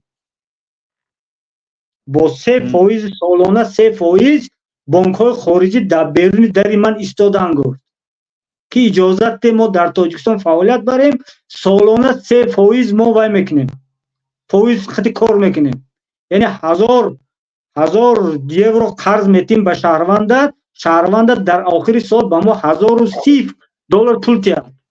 سلام علیکم و رحمت الله. از واتساپ زنگ زدن گوش کنیم با دوام میدیم. بله الو چه برادر شاپ محمد شوقت برادر سوزید تینجه خوب سوزید سلامت باشید بفرمایید. الحمدلله گفتم یک زنگ تزنیم گپ زنید. همین مهاجر شهر ترکیه گپ زنید برادر. صداشون برادر سرینجان صداشون نقض رفته شده است؟ بله صداشون خوبه. بسیار خوب بفرمایید. همین حکومت تاجیکستان رو در چی درگیری روز کنده درگیری حکومت تاجیکستان چی شدگی است؟ روز کنده درگیری روز است کیره شما رو؟ اما ما رو بسیار خوب چی باید کرد؟ اکو همین چی سلفگی زرگنگوی چند کسی هم بچه‌های وانجا در همین گروه ها گوی درمگن در همین گروه های اختیانه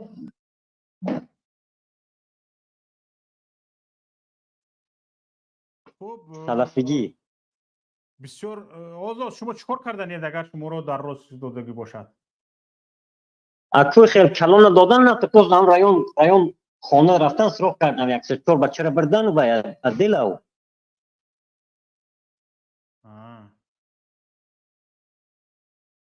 احتیاط کنید برادر عزیز در ترکیه باشید احتیاط کنید شما پناهندگی نیمه روسیه بودم باید گریختم اومدم باید ترکیه را پناهندگی سپردگی هستید؟ نه بسیار خوب خیر حالا ما این رقم شما رو دیدم با شناسان مراجعت میکنم که ببینم درباره ترکیه چی دارن معلومات دارن حتما اگر یگان معلومات پیدا کردم به رقمتون می نویسم ان شاء الله. سلامت باش رحمت زنده باشید. تشکر زیاد. سلامت باشید. به زنگتون تشکر. سلام علیکم و رحمت الله. و علیکم السلام و رحمت الله. کسانی که همین خیل میتونید به واتساپ میخواید زنگ زنید و حرفتون رو بگید. سلیم جان داوطی ببخشید که شما رو بریدم. نه نه بمالال ولی گپ در کجا بودم فویز بانکی. حالا اینو ببینید که امام علی رحمان یعنی هم بانک‌های خارجی که خواستن با 3% کار کنن در تاجیکستان با آنها اجازت نداده است فعالیت کردن. به خاطر چی؟ به خاطری که منی 6 شریکای خودش است، کارمند رئیسای بانک خودش است که با او از آنها خود خانواده رحمان فایده میبینند. یعنی اگر بانک 3% قرض میداد مشکلی مردم سبک میشد. فرضاً قرض ما با بانکی که به قرض کار میکنن نداریم. بانکایی که قرض میتن 3% اینش میتد اوش 28-30% میتد. یعنی به سطح پاس شدن سطح کامبیزوتی مساعدت بله این یعنی حکومت امام رحمان غمی او 7 شکم کلان بانکدار خورد و غمی من 8 میلیون مردم تاجیکستان نه. مقصدی که من اینجا برای امام علی رحمان مردم فقط یک گوی جوشویی هستن بخشیشو. لیکن اونجا در پشت درم 3% کتی ما در تاجیکستان گفته پایده ایستادن. یعنی دوام چی گفت سونی؟ یعنی برای چی نمونده ایستاده بوده است؟ یعنی آنها رو گفت که من به خاطر شما اونها رو راه ندادم. همینگم من به خاطر شما من 7 بانکدار تاجیکستان به خاطر بانکداران تاجیکستان که یکتاش حسن اسدالله زاده است یعنی به خاطر شمایان شدم من به آنها راه ندادم. که شما چرا کاری بانکی را شما پیش برید و اینها میگیرن فایز تا 38% تا 40% میبردارن و رقابت نیست در کاری بانکی. در وقتی در تاجیکستان در ساحه بانکی رقابت نیست. اگر بانک‌های خارجی وارد بیزنس میشدن وارد بازار بانک میشدن با بانک‌های خارجی میگوید که من 5% سالانه کار میکنم. نه این طرف هست که مثلا گریم با این اشاره کردگی باشد این خیلی گپاش رو تحلیل کردم ممکن است که مثلا تفسیر کردم ممکن است که همون 3% من اون بانک‌های خارجی رو با تاجیکستان وارد نمیکنم. شما همون 3% بانک‌های خارجی کار میکردگی رو کار کنید موندگیشه به من. معقولتون هست همین 20 معقولتون نیست من بانک‌های خارجی رو وارد میکنم. اینجا دیگر راه شد. این حال سخنتان واقعیت دارد. کجاش؟ برآمدن میکروفینانس میکروکردیت نوع یا سازمان‌ها میکروکردیت اینا همش در عموم گیرمگر یک با سیستم بانکی به علاوه وارد میشن. اینها رفتن اما بانک‌های خارجی که 3% میدادن از همونا مبلغ گرفتن 3% وارد تاجیکستان کردن با فایز برابر با دیگر بانک‌های تاجیکستان 33%. همین یعنی این خود اویله تشکیل کرد. اویله گرفت از بانک‌های خارجی که 3% میدادن گرفتن 3% به تاجیکستان وارد کردن 33%. 33% گرفتن 3% پول حق او مردی خارجی را دادن 30% مون در کیسهشون. بله.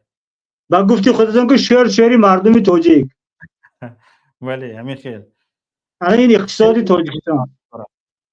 این برادر درباره بانک و قرضای بانکی پرسید ولی مردم تاجیکستان قرض میگیرد حتی جای شده است که مردم برای شکمش قرض میگیرد برای شکمش کردیت گرفته ایستاده است و همون کردیت پولش برای برگردانده دادن نتوانستن مجبور میشد مال خانگیش فروشد یا مردکاری رود مهاجرت. حال مردم خرابتر شده ایستاده است. این از اقتصادیات تاجیکستان. حالا نگاه کنید اگر مثال زندگی یعنی اگر معاش 87 برابر معاش مردم زیاد شدگی باشد یک مثلا گریم یک معلم ژیگولی رونده میگشتگی مثلا گریم 20 سال پیش ژیگولی رونده میگشت حاضر اگر تصور کنید که یک ژیگولی چند پول بود؟ $7,000 به راست میومد. چند پول به راست میومد؟ و حاضر چقدر به راست باید راست بیاید؟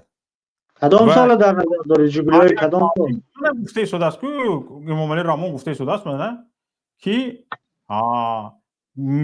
مزد میانه مهنت 87 برابر زیاد شده است. مزد میانه مهنت با همین- حساب میانه یک 87 برابر زیاد شدگی حاضر هر یک معلم لانکروزر سوار شده گشته نشده کن. همین گپای امام علی رحمان هست که اگر جمع کنید گر یک افسانه خوب کتاب انکدوتای خوب میشد. یک از گپای است که همین نارسایی برق از زیادشوی تلفن گفته بود. این گپی یک رئیس جمهور است که با بیان پیرو دارد، با اون چند کس پیشوا میدانم. گفت که نارسایی برق از زیادشوی تلفن است، یعنی تلفن ضرورت میمونی برق گرفته شده. خیلی شرمندگی است آخه. همون حتی کودکی همین سیبی یک خان دو خان هم میداند که این از این یک افسانه یک انکدوت است. اگه حالا ما اینجا تحلیل کرده ایستادیم، البته که ما تحلیل میکنیم در عموم وضعیت اقتصادی تو ایستانه، اما هم گپ‌های امام علی رحمان خیلی کاظر گفتم از کاغذ که سر برداشت تمام یک این طرف یک انکدوت میشه. حالا یک خواهر نوشته‌اند تاجیکستان یکی از امن‌ترین کشور دنیا اعتراف شده است. ما با پیشوای خود افتخار میکنیم که چنین شرایط را برای ما مهیا ساختند. خواهر صبرینه بسیار خوب وارد شوید و چند دلیل خود رو پیشنهاد کنید، ما گپمان رو گردانده میگیریم. کاش همین خیلی باشد. کاش همین خیلی باشد. آرزوهای شب‌های خواب ما و شب و روز آرزو میکردگی ما همین که کشورمان رو همین طور ببینیم. مهاجران تاجیک، مهاجرانی که در روسیه قرار دارید، مهاجرانی که روس‌ها میزنند و گوشاشون میبرند و تاجیکستان برگردید، من اینجا گفته ایستادم که امن‌ترین کشور دنیا است. در روسیه تا اینکه در زمستان بالای برف خوابانند. از اینکه از چندم آشیانه افتاده میمیری، از لیفت ها افتاده میمیری، به این مردن ها خودت رو نده، برگرد به تاجیکستان. امن‌ترین کشور دنیا. یعنی امن‌ترین این اسم افضل است، از این بهتر نیست گفتن گپ است. امن‌تر گفته اینجا یعنی امنیت اوضاع‌قواری را در بر میگیرد. تو در غم شکمت نمیشی، در غم شکمت نمیشی که مثال من فردا چی با کدام پول فرزندام سیر میکنم. یعنی چی امنیت؟ اینها فکر میکنن که همین در تاجیکستان پرون نیست. امنیت همین است. امنیت همین از زبان رئیس جمهور شوندگی هستی، امنیت اوضاع‌قواری. امنیت اوضاع‌قواری یعنی چی؟ دارد تاجیکستان یا ندارد؟ گفته شده است که مثال بگیریم تاجیکستان یعنی با واردات چی است؟ گرفتار است. اگر فرض کردیم 1-5 واردات است، یک صادر میشد 4 میدارد. قزاقستان گفت که من ارد نمیدیم یا مثلا گریم سوزشواری نمیدیم یک ماه. حالت تاجیکستان بد میشود. یگان درباره امنیت یگان خیلی گپ زده نمیشود دیگر. همین در همین حالت وجود قرار داریم. چرا مثلا گریم یک چیزهای بودگی رو تن نمیگیریم و خودمون رو فریب میکنیم؟ یک حیوان بوده است، اگر با امنیتش تهدید شود میگریخت است، میرفته سرش رو به داخل قم میخست است تا همین دلش آرام شدن سرش در داخل قم می ایستاده است. شترمرغ هم مثل شترمرغ نشویم که مثلا گریم سر به داخل قم خستیم، سر امن دارد تمام دیگه هم به جا در بی امنی. این خیلی نشود. باید اگر واقعا این امنیت وجود داشتگی باشد، امنیت اوضاع‌قواری مثلا گریم امنیت اجتماعی وجود داشتگی باشد و یعنی کفالت جای کار وجود داشتگی باشد، استابیل امنیت استابیل نست جای کار، یعنی یک کس پریشان نشود. استواری در جای کارش مثلا گریم وجود داشتگی باشد، مثلا گریم که دیگه فکر نکند که از جای کارش امروز هست جای کارش پگه نیست. همین امنیت در تاجیکستان وجود داره. بله در مردکار بازار این امنیت در تاجیکستان وجود داشت 2 میلیون نفر مهاجر نمیشدن. حالا نگاه کنید روسیه به تاجیکستان شهروندی میتید، یعنی به شهروندان تاجیکستان فرض کردیم شهروندی روسیه ارزان شده است. میدونید برای چی؟ یک چیزی عجیب. میدونید برای چی؟ نگاه کنید ما همین 2 میلیون نفر به مهاجرت کاری به روسیه رفتنشون به تعداد زیاد، این سببش ناعهده‌برایی حکومت تاجیکستان است. سببش سبب اقتصادی، سببش سبب نبودن جای کار. اما شما نگاه کنید همین نفرانی که من چند چیز اینجا سلیم جان ذکر میکنم، نگاه کنید همین نفرانی که در روسیه هستند اندازه به روسیه سپرده شدند. بله خرید را از مغازه های روسیه کرده شدند. بله خانه تاجیکستان رو فروخته یا که خانه تاجیکستان رو درش رو بسته در خانه روسیه زندگی کرده شدند. یعنی برق تاجیکستان به برق تاجیکستان پول پرداخت نمیکنند، یعنی کلینت برق تاجیکستان نیستند، درشون قلف زدگی است، به برق روسیه پول میدهند، به گاز روسیه پول میدهند. بله به کمونال اسلوگی یعنی به خدمت رسانی کمونالی روسیه پول میدهند. همین پولشون برای روسیه پرداخت کرده می شود.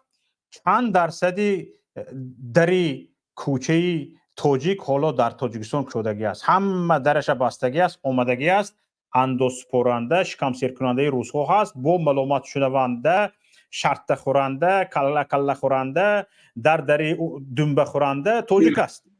به همین جبر و ظلم و ستم صبر میکند، اندازش رو میسپرد، پول برقش رو میسپرد، پول گازش رو میسپرد، کمونال اسلوگی میسپرد، از مگزینش خرید میکند. همه این درآمدش قسم اساسی درآمدش به روس‌ها میتید، به شرط خوردن، به کشته شدن، به لت خوردن، به همش، به قرش شدن، به تحقیر شدن، به همش راضی است. در تاجیکستان، در وطن آفتابروی، در بهشتی زمین، روی زمین زندگی کردن راضی نیست. همین امنیت است. به همه بی امنیتی راضی است، اما در کشوری امن‌ترین دنیا زندگی کردن راضی نیست. یا بگیرید خواهر عزیز صبرینه، یا بگیرید چیزی دیگر.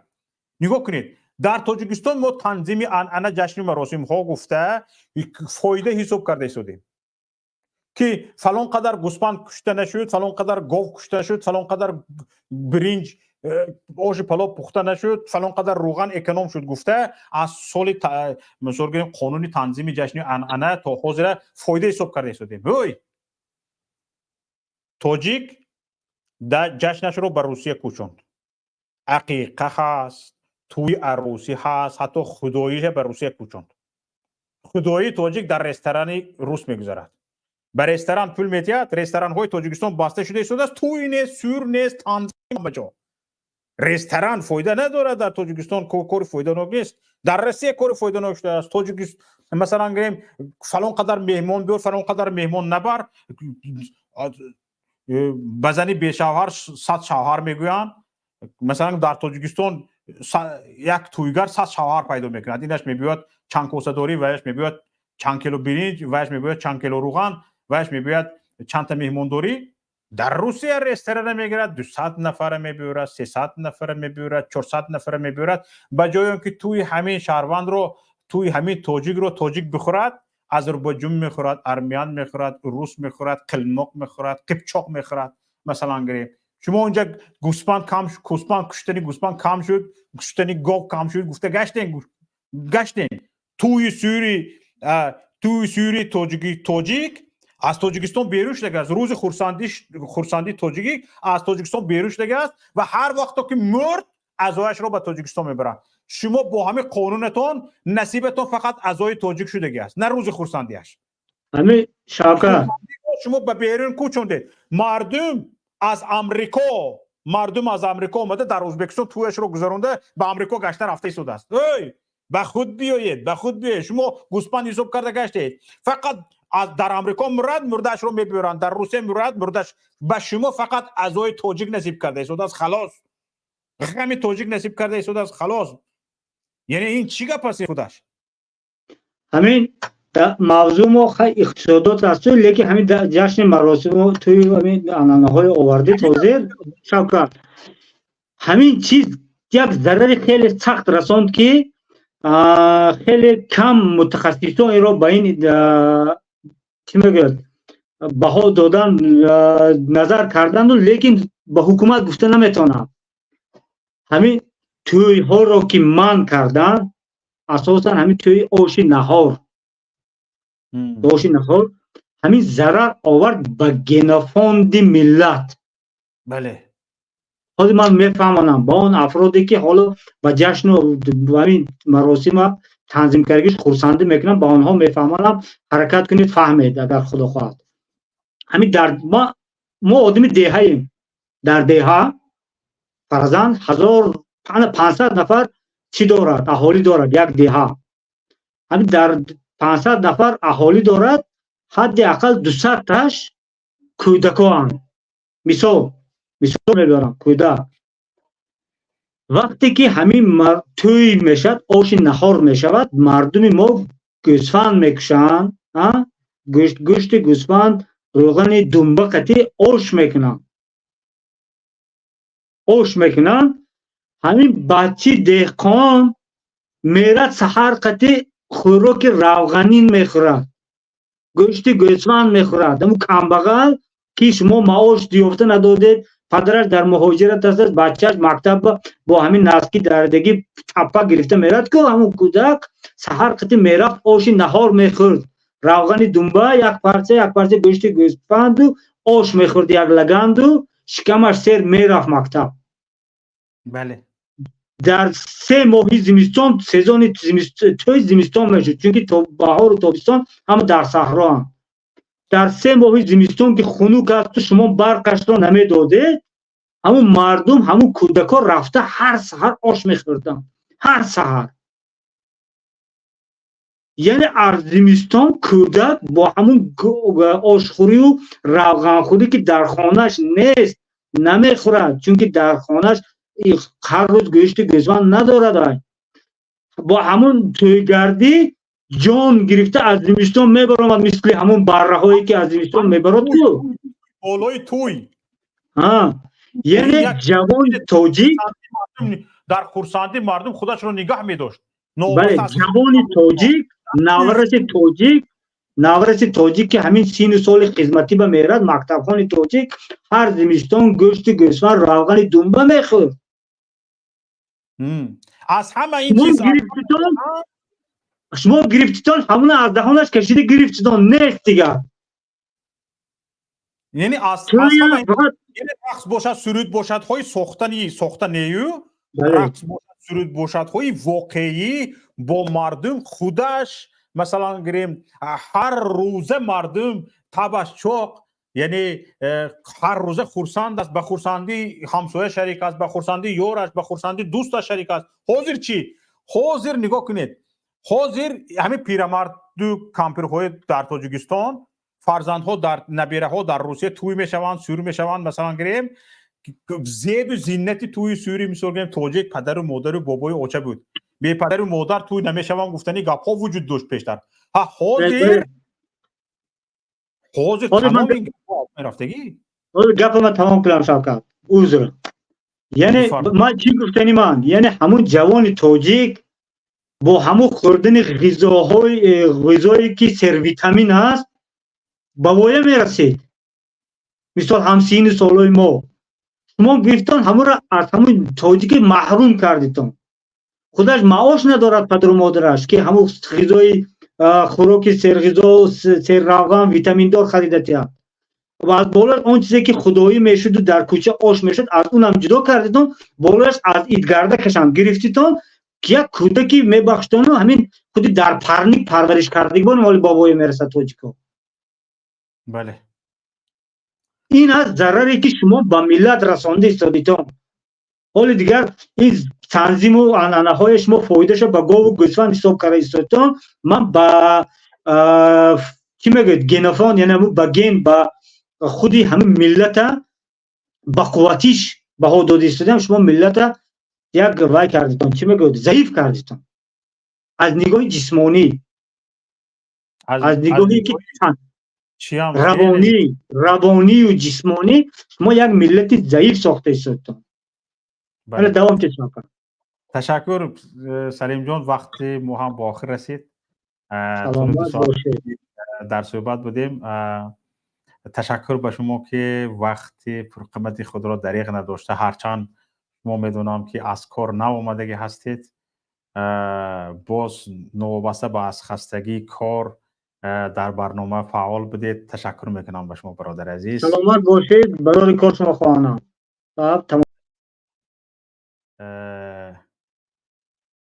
تشکر به همه دوستانی که در برنامه شرکت کردند. تشکر به نفرانی که ما را تماشا کردند.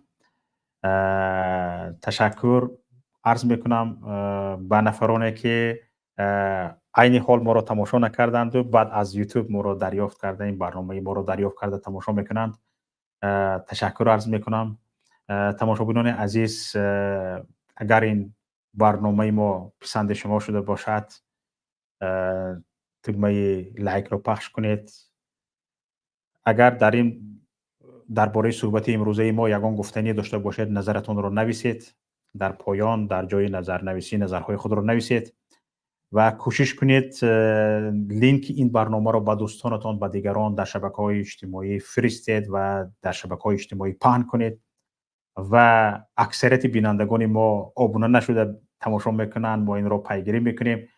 از یکایی که شما خواهش میکنم که به شبکه یوتیوبی پیام تیوی آبونه شوید. ما کوشش میکنیم که همیشه برنامه های تبدیل شما پیشنهاد کرده باشیم. سربلند و سرافراز باشید. به خاندان هر یک شما آبادی و آسایشتگی و امنیت میخواهم.